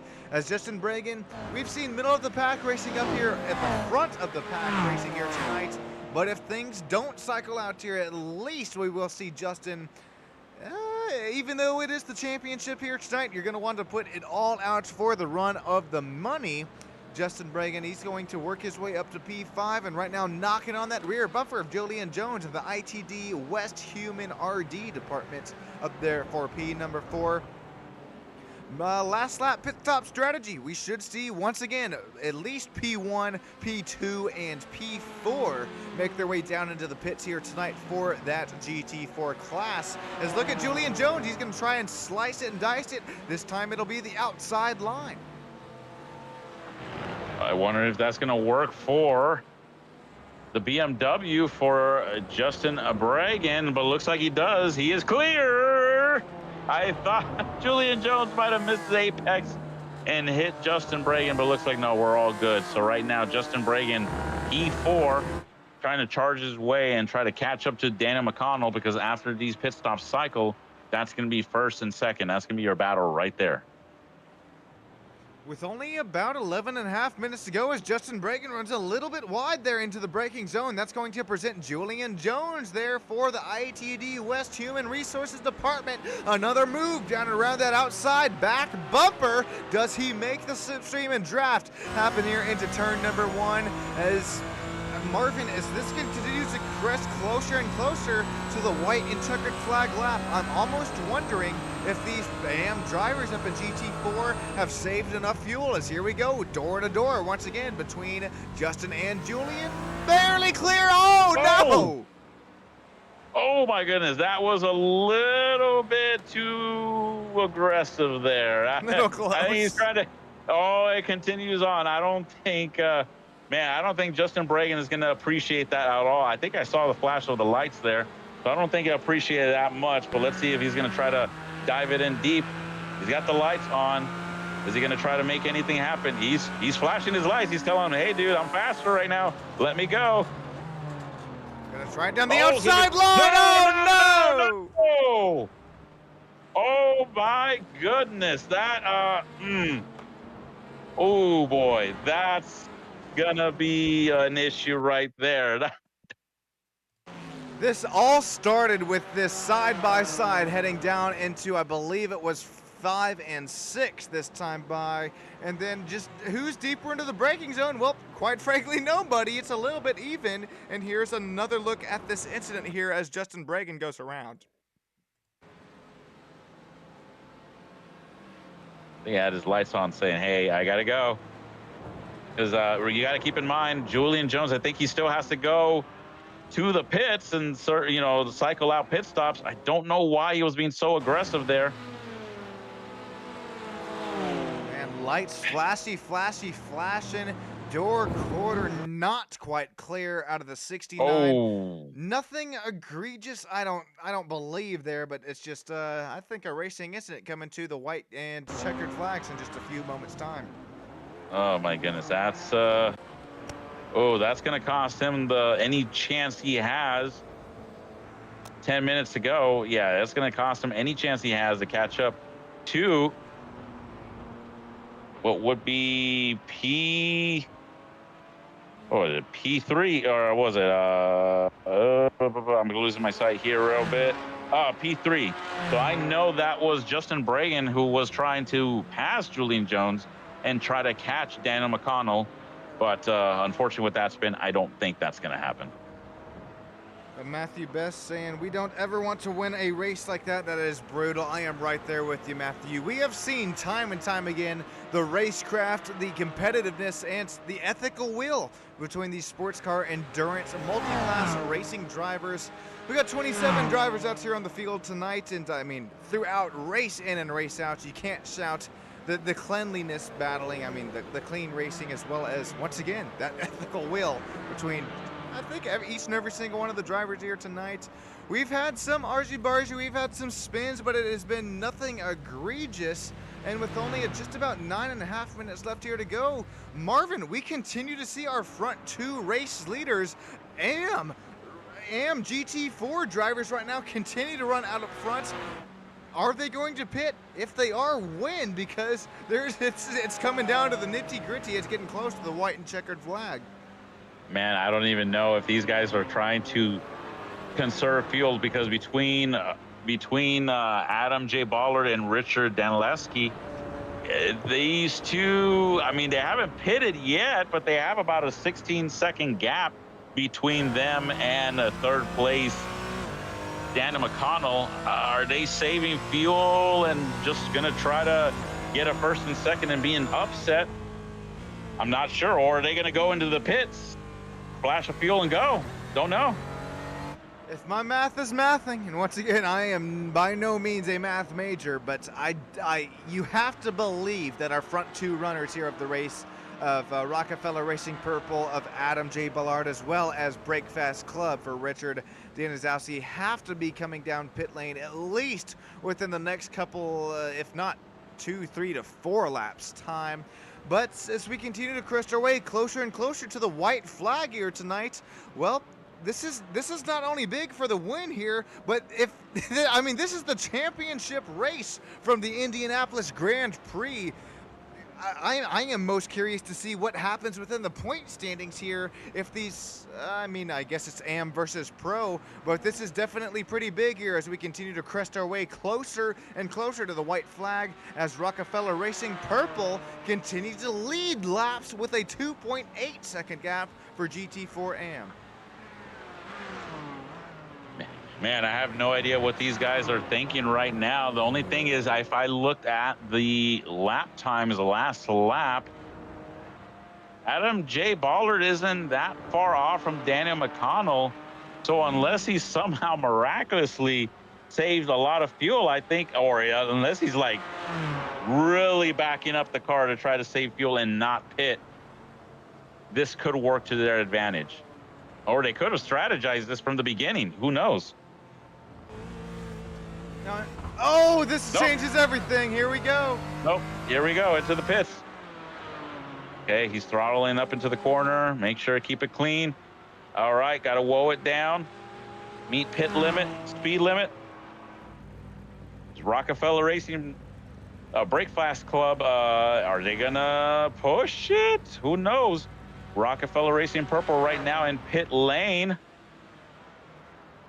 That's gotta be a splash and dash there for Rockefeller Racing. But like you said, I mean, Richard there for Breakfast Club, he's got to pit this lap, right? I mean, running on damn near E on the fuel tank. Who knows? Well, yeah, I think it's just gonna go splash and go. Who knows? I don't know. This is gonna come down to it. All right, with that 13.15 second gap, I think right now, Richard, he is just trying to find every tiny little bit of fuel left here in the Porsche AM GT4 driver number 127 for Breakfast Club. This is, I mean, what are we working with? A 14-turn, 2.4-mile road course. Even with about 15 minutes left in the race, that is a long way to go and a long time to get there. I don't think Richard Danilewski is going to show us what they say can't be done here tonight, but it'll be interesting to watch. Will he make his way down into pit lane this time by, and will this present? Oh, he doesn't. He stays on a whole nother lap. I did hear Richard. He let off the gas on during that onboard camera. He was letting off the gas quite a bit. So let's go on board. Let's see. Let's see. I'm curious. Half a lap. What is he doing? He's not full throttle there. Coasting. Yeah, man, he started lifting about near that big old green light there up on the fence. That saves you not only within turn 1, but I'm talking about the whole lap here. Probably about 0.3, pushing 0.4 gallons a lap if you're able to aggressively fuel save. That's why and how we're able to see the Break Fast Club Porsche GT4 AM driver continue to lead out up front with a 12.9 second gap over now Daniel McConnell. If Daniel makes his way and just keeps all 4 tires on the tarmac here tonight for GT4 Pro category, he will make his way down and into the championship victory lane. But this is a long way to go and a short time to get there. These drivers now showing us what they say can't be done. Richard up here still leading a GT4 Pro and AM. Will he make his way down into the pit stops this time by? I most certainly think so. Let's see. Short shifted. Board, short shifting once again. No, he stopped. He's short shifting. Believe it? Oh my goodness, it's gonna be close. I think he's gonna try to run this thing out of fuel. Now, I will say this. I'm looking at the telemetry right now. Last lap by, Julian Jones was 1:30.782 last lap. The second fastest lap time of the race when it comes to the GT4 cars right now. And he is about almost a little over 1.5 seconds quicker than P2 of Daniel McConnell. Okay, that time around, he was a half second quicker than Daniel McConnell. He's catching him.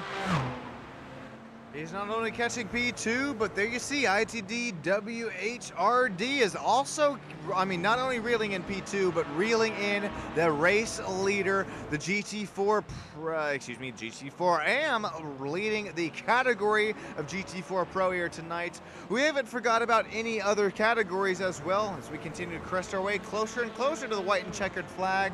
TCR is continuing to lead by John Lausen there in Break Fast for Dinner Black. Not only a 22nd gap, but also quite a bit of pace and speed showing there for the 277. Rapid Theft Esports continues to run as the race leader in GR86, and this is also big here for GR86 as well. Rage and Evolution still continues to run over and leading NorCal Racing P2 versus P3. Now, one thing I didn't notice, but I think it's a little bit too late right now. Looks like Nico did make up about a few seconds, 3 seconds from himself and Rage and Evolution. So now the gap is about a little over 10 seconds, but I think it might be a little bit too late unless we get some sort of free caution or something like that. That's the only way I could see that, or some trouble. Oh boy, that I don't know. Yeah, that was a little bit of a man. That was a little bit close one right there. Unless P2 has a problem, I don't think it's going to happen. All right, if my math is math, we got to go on board. We got to go on board with Richard. I feel like what is he doing? And not only is Richard fast as all hell here tonight, but we should be making our way to the checkered flag this time to complete our championship run. If my math is mathin', we should be catching that checkered flag this time should be seeing Breakfast Club. If he's able to do it, this will be the AM driver of the GT4 class. If this is white flag, if he's able to do it, this is going to be a run for everybody's money here tonight in the Virtual Racing School as Sports Car Endurance League Multi-Class Series through turns 12, 13, and 14. Final time here tonight. Does he have enough fuel to make it throughout the start and checkered flag? Here we go, Richard Danielzowski. Wow. Richard Danielzowski. He is going to be AM driver is going to win the GT4 category against the Pro AM drivers. What a move, what a strategy call, what a race. This should be the point standings here coming down to the wire. Texas Speed Sim Racing Blue for Daniel McConnell finishing in front of ITD West and middle of the pack. That should be for GT4 Pro championship win there. Uh-oh. Yeah, uh-oh is right. Yeah, I'm keeping an eye on that BMW. Justin Bragan. I don't think he's too happy, but it looks like for TCR, John Lausen is going to take home the W for TCR right now. Congrats to that team. Man, give a round of applause to not only the race fans here tonight that have stuck with us through a 2-hour and 40-minute broadcast. You blink and you miss it. Time flies and you're having fun. That's what they do say. Well, Andrew J. Sharp comes away with the race for GR86. Damon Mitchell, Ragin' Evolution beats out NorCal Racing for P2 in the points. Stick with us here on Stam Studio Network. We're going to get the season highlights broadcast, or excuse me, we're going to get the season highlights here for you just a few moments time, as well as the official race results, and it's the official point standings. Marvin, thank you so much for joining us here. Thank you so much for the race fans for joining us here. And real quick, before we cut to a quick break from our sponsors and affiliates, here's a look at the official race results here tonight, ladies and gentlemen.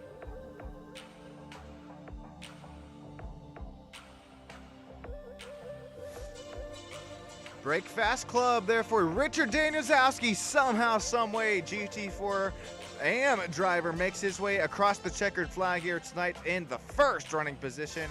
Texas Speed Sim Racing Blue should take away the championship for GT4 Pro.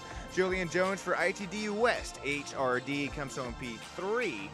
As we got Justin Bragan, Felipe McLean, Adam J. Bullard, Ron Wolf, and then we start to look at some different class racing here tonight. John Lausen, there coming in home P13, brings home TCR Championship and Breakfast for, we'll double check that one, and Breakfast for Dinner Black. WIP Racing P14 overall for Francois Shrink and Mark Darnell coming home P15 in overall, as well as P3 TCR. Andrew J. Sharp coming home away with the race win here tonight in GR86. That's P19 overall. Damon Mitchell and Nico Colby rounding out 20 and 21st. Stick with us here and we'll be right back with you with some more official race results, as well as some live driver interviews. Stick with us, everybody.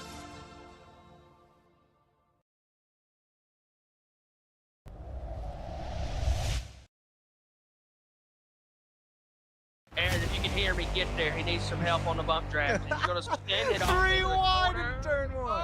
Oh. Don't get scared. Okay? Don't be scared of the dark. Keep driving. Keep doing your best. I don't think you're going to be scared of the dark, but if you're Daniel, you're scared of Richard right here. As he look down the outside, who gets later on the brakes? Here we go. The 2-8 down the outside, slightly later on the brakes, but has to give the spot back there to Kevin on exit. Oh, switchback. He had me fooled, looking like a mug here. It's some side-by-side, looks like from Andrew Ellis, looking down the inside, gonna make that move work. Here we go, door quarter just barely clear for Preston Lee. He's still trying to take that spot away from Mr. Callaway. Side-by-side, little switchback action. It'll be between a 0.0 second gap. We'll look between that long left-hand carousel section. Joe Nagy down and around down the outside. Nico Colby's going to have to play some defense here. Oh, number 9 there. Rob Wolf going to get a little wide. We'll run 3 wide around some lap traffic. That's race leaders, GR86. That's late race leaders, and they literally split it, pass in the grass. Oh my God. For the lead. Justin tries. Oh, he does send it down the inside. I saw him sizing it up. What a move there for the number 5 Super Speedway in Daytona, heading into the bus stop. Who gives away? Looks like James going to make some ground up. Guys are starting to shake and bake down this back straightaway. Here we go. Here's some bumping, some bump drafting going on. 3 wide in the GR86 class. He got it done here. Door quarter clear as that's Burris Engineering Machine, the 424. Look at that. He says, thank you very much, does Nico Colby. This is all on our screen at the same time here. Battles are starting to ensue. Multi-class racing, once again looking like your drive home from work on a Friday afternoon. John Eversole not able to get that crossover happens that Angel and I saw earlier in the race. That was, back when you were behind the wheel. Here comes a TCR. We're going to look 3 wide here for a second. Back to 2. That came out of nowhere, and that is that multi-class action once again. final driver interview spots here. We might look, oh, David has a run down there to the inside. It'll be the outside line of this right-hander, long right-hander, still side by side between the two. Look at the room left between these drivers, the racecraft, the speed here tonight from the SCEL Endurance Series. Door quarter clear for Preston Lee. He'll play enough defense to retain that final driver interview spot, or will he? Side by side once again heading into turn one. Sports Car Endurance Racing League returns to North America for Season 2. 7 races over 7 months, multi-class endurance racing, GT4, BMW M2, and Toyota GR86. Join Sim Racing Nation Discord to register or additional information. Overstockvehicles.com specializes in selling great quality vehicles at wholesale prices. We have over 600 vehicles available for sale monthly, all at dealer pricing. Car Gurus awarded us with the top-rated dealer 2025. We also offer a first-time buyers program, extended warranties, and credit union members are always welcome. Please give us a call at 866-292-1631 for more information, and visit us today.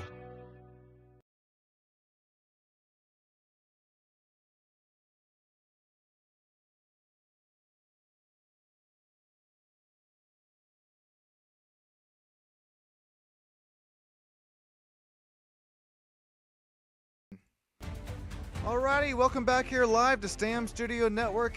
What a race, what a championship finish here for the Sports Car Endurance League. My, oh my, GT4 Pro, GT4 AM coming down to the wire as well. I mean, TCR as well as GR86. You can't beat it here on the old SSN. Congratulations, drivers here up in the old broadcast booth. Everybody, thank you for joining me here and taking your time here tonight. How about the old 127, I believe it is, coming away with our race win here tonight in the AM category. You got yourself a copy. Yeah, I think you have both of us. You got me, and then Richard is here as well. Aye, perfect right there. What a run here for the AM category, beating out the Pro category in GT4 Pro. What is going through your mind for the 127 right now? What a race, what a finish. I wish we would have saved a couple of drops to do a little victory burnout, but you know, the fact that we got across the line first, we'll take that. We'll take that. Man, it came down to a game of inches, a game of 0.0501 gallons here tonight.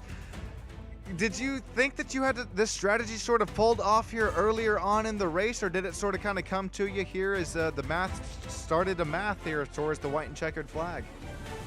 So I think Richard was really pulling double duty because he kind of flagged me down early into the running after the yellow, kind of going over fuel numbers.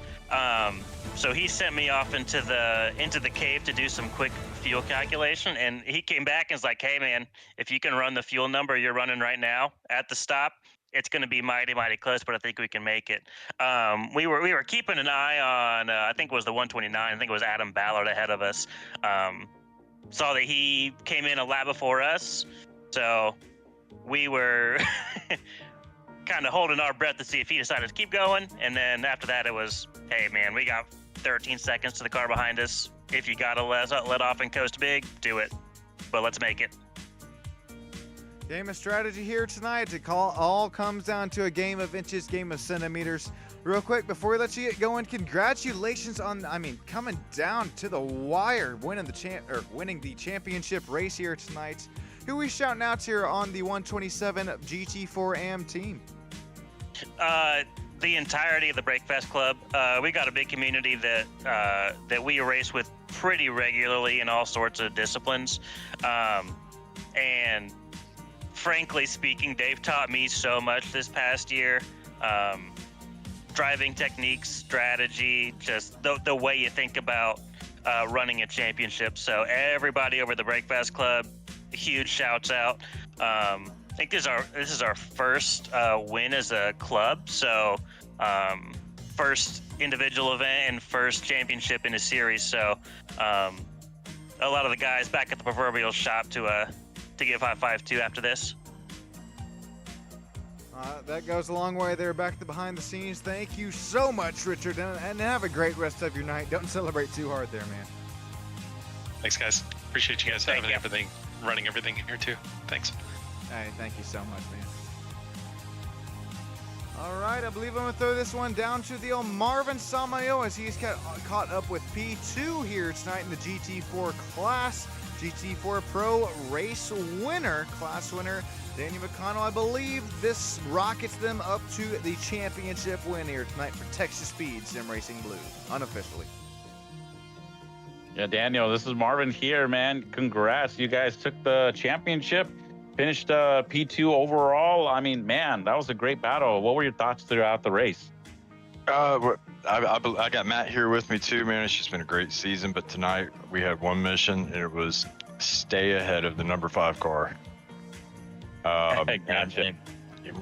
We had a really good last pit, and I was able to catapult us and get the space that we needed to feel comfortable to close that thing out. Just a tough season fighting those guys, and congratulations also to Break Fast Club. That was a hell of a strategy and good fuel saving. Yeah, it was a very good fuel saving there, and you were leading there a good majority of the race there. Did you feel like what did you feel like you needed to get P1? More fuel, so that way we could have eliminated that last splash. But it was, I don't know that we could have caught them. They just ran a perfect strategy. But that wasn't our main objective tonight. We were shooting for the championship. Would have been nice to grab the win, but just wasn't in the cards for us tonight. Yeah, well, that was still a good race overall. So congrats, you guys, you, Matt. I mean, you guys pulled up a great fight there, and man, that was a great fight to the finish. So congrats, you guys. Is there anybody you guys would like to shout out to that makes all this possible? Yeah, I'll go first. First and foremost, appreciate you, Matt. Ran a solid season. Couldn't have done it without you there. Shout out to my mom, dad, everybody watching Texas Speed, my lovely wife, Sabrina. Really appreciate all your support through this season. And, obviously John's mom. I appreciate that. And then Matt, is there anybody you want to shout out to? Yeah, just the usual guys. Daniel, obviously, for running this with me. He ran Watkins by himself while I was on vacation, and then I had some PC issues tonight, so I didn't want to risk getting in the car and then having a packet loss and getting towed to the pits to ruin it all. The whole season battle for us, just because I couldn't be connected to the sim. So he stepped up amazingly and ran a perfect race. Couldn't have asked for anything better. So hats off to him, and I appreciate that. He knows how much winning one of these leagues means to me. Shout out Texas Speed, ride or die guys over there, fantastic, supporting us, every month with these races, and our oval league we got going. Just great group of guys. You guys for putting it on. Jason for running up with us throughout the season, keeping it close. Him and Justin, and then Jason again for putting it on, orchestrating the whole thing. We wouldn't be here without him, so it is fantastic. And then John's mom, of course. And I'm sorry, real quick, I did want to also appreciate you guys doing all that you do for this league too. Sean, appreciate the awesome broadcast night in and night out during these leagues. And thanks, Jason. Thanks, Justin. Hey, right back at you. Thank you so much. Thank you, Marvin, there for taking over the old interviews for P2 in GT4 class. That was the race winner GT4 Pro GT4 P2 overall. There we go. Now throw it down here. We also got Julian Jones here joining us live here in the driver interview booth. Thank you so much, Daniel. Texas Speed Sim Racing Blue. What is, I do believe, the championship for the GT4 Pro team, all official here tonight. Let's go.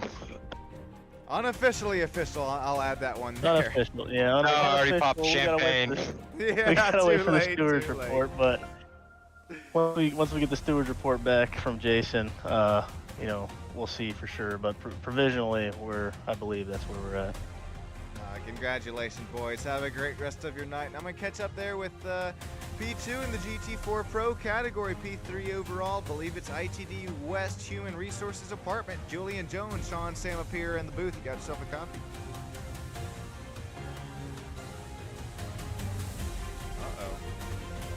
No ITD West. I don't think. Okay, we'll throw it quick to Felipe. Felipe, you got yourself a copy in the GT4 AM category. Oh no! All right, TCR. Marvin, I'll throw it down here to you. I believe John Lowson is caught up with us live in the virtual Victory Lane broadcast booth. John Lowson and Marvin Samayoa, both of you got yourself a copy here tonight. John, this is Marvin. How you doing, man? Got yourself a copy. Uh-oh, did I set you up? Oh, no, I don't think John is not here. No! All right, who is here then at this point? I don't think any of the TCR. Okay, TCR is going to regroup and rearm. How about Andrew Sharp there for GRD6? Hey, yeah, I got a copy.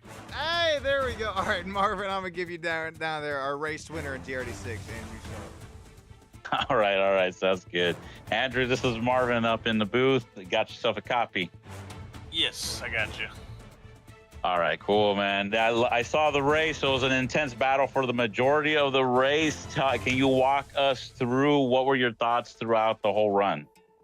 Yeah, I saved too much fuel at the start, and I wasn't paying attention to the time when the pits would close, so I completely ruined the start of the race, so I had to tow into the pits. And then start from the back on the restart, so I had to be pretty aggressive there. But luckily, was able to pull some good moves off. Had some good fights with Joe and all the other 86s, so that was a lot of fun. And then was just able to luckily pull away with some clean air towards the end. So it's a lot of fun. This track is super hard to pull away from anyone, just how strong the draft was. So that made it a big challenge. Yeah, that was a close battle there, but you ended up clinching it, and then I believe you clinched the championship as well. So congrats there. I mean, man, is there anybody you wanna shout out that makes all this happen? Yeah, shout out the Rapid Theft Esports squad. Alan for hopping in and spotting me a couple races. Super helpful. But yeah, they've been great support. Australian-based team. So time zones really help us with endurance races, and hopefully we'll try to get some more to join us in the next season. That sounds good. Congratulations, you guys. That's Andrew J. Sharp right there, P1 for the championship and in the race for Toyota GR86. Congratulations, Andrew J. Sharp, coming away with the race win there in GR86. David Mitchell, this is Sean Stam up here in the live podium finish GR86 class broadcast booth. Got yourself a copy, man. He ain't here either. Oh, God, okay. I should look, I guess, next time. I can tell you who probably is here, though. It's going to be the old Nico Colby. This is Sean Sam up here in the booth. Got yourself a copy. Yep, got a copy. Hey, there's the man, the myth, the legend. Nico Colby staying up late on a Friday night, getting the job done. Man, we saw you sort of stretch your legs out to that race lead, competition caution, scrunch and bunch, and everybody up back here with one another. What was going through your minds here on that race restart? Yeah, I kind of knew it was going to be a little bit of chaos, but tried to get through the middle, but it kind of worked, but kind of didn't. I passed, I forget who, and then I think two other guys passed me, but it was a fun race. Fun race. It looked like out there, out on track, it looked like a lot of fun to watch, hear from as well up in the booth, Nico. Congratulations on another podium finish. I believe you'll still at least get some hardware for P3 here in GR86.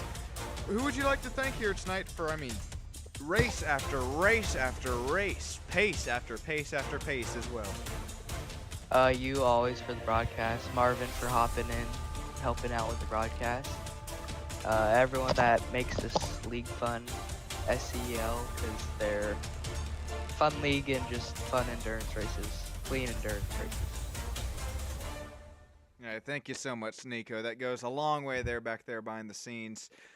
Here we go. I believe everything is now officially set. Nico, I appreciate you. Have a great rest of your night, man. And now as we continue to crest our way, I mean, now that we're here, this was the championship race. We're gonna pop the champagne here for our points in a race winners and race leaders. We're gonna get everything all unofficially set here for you, just here behind the scenes. So stick with us in a few moments' time as we talk about anything else that we might have missed. If there's anybody else here before that, up here in the driver broadcast booth, who would like an interview here before we round out the Sports Car Endurance League season on STAM Studio Network, I appreciate each and every single one of you. Now's the time to make your voice heard. I was gonna say grab Justin, but he just left.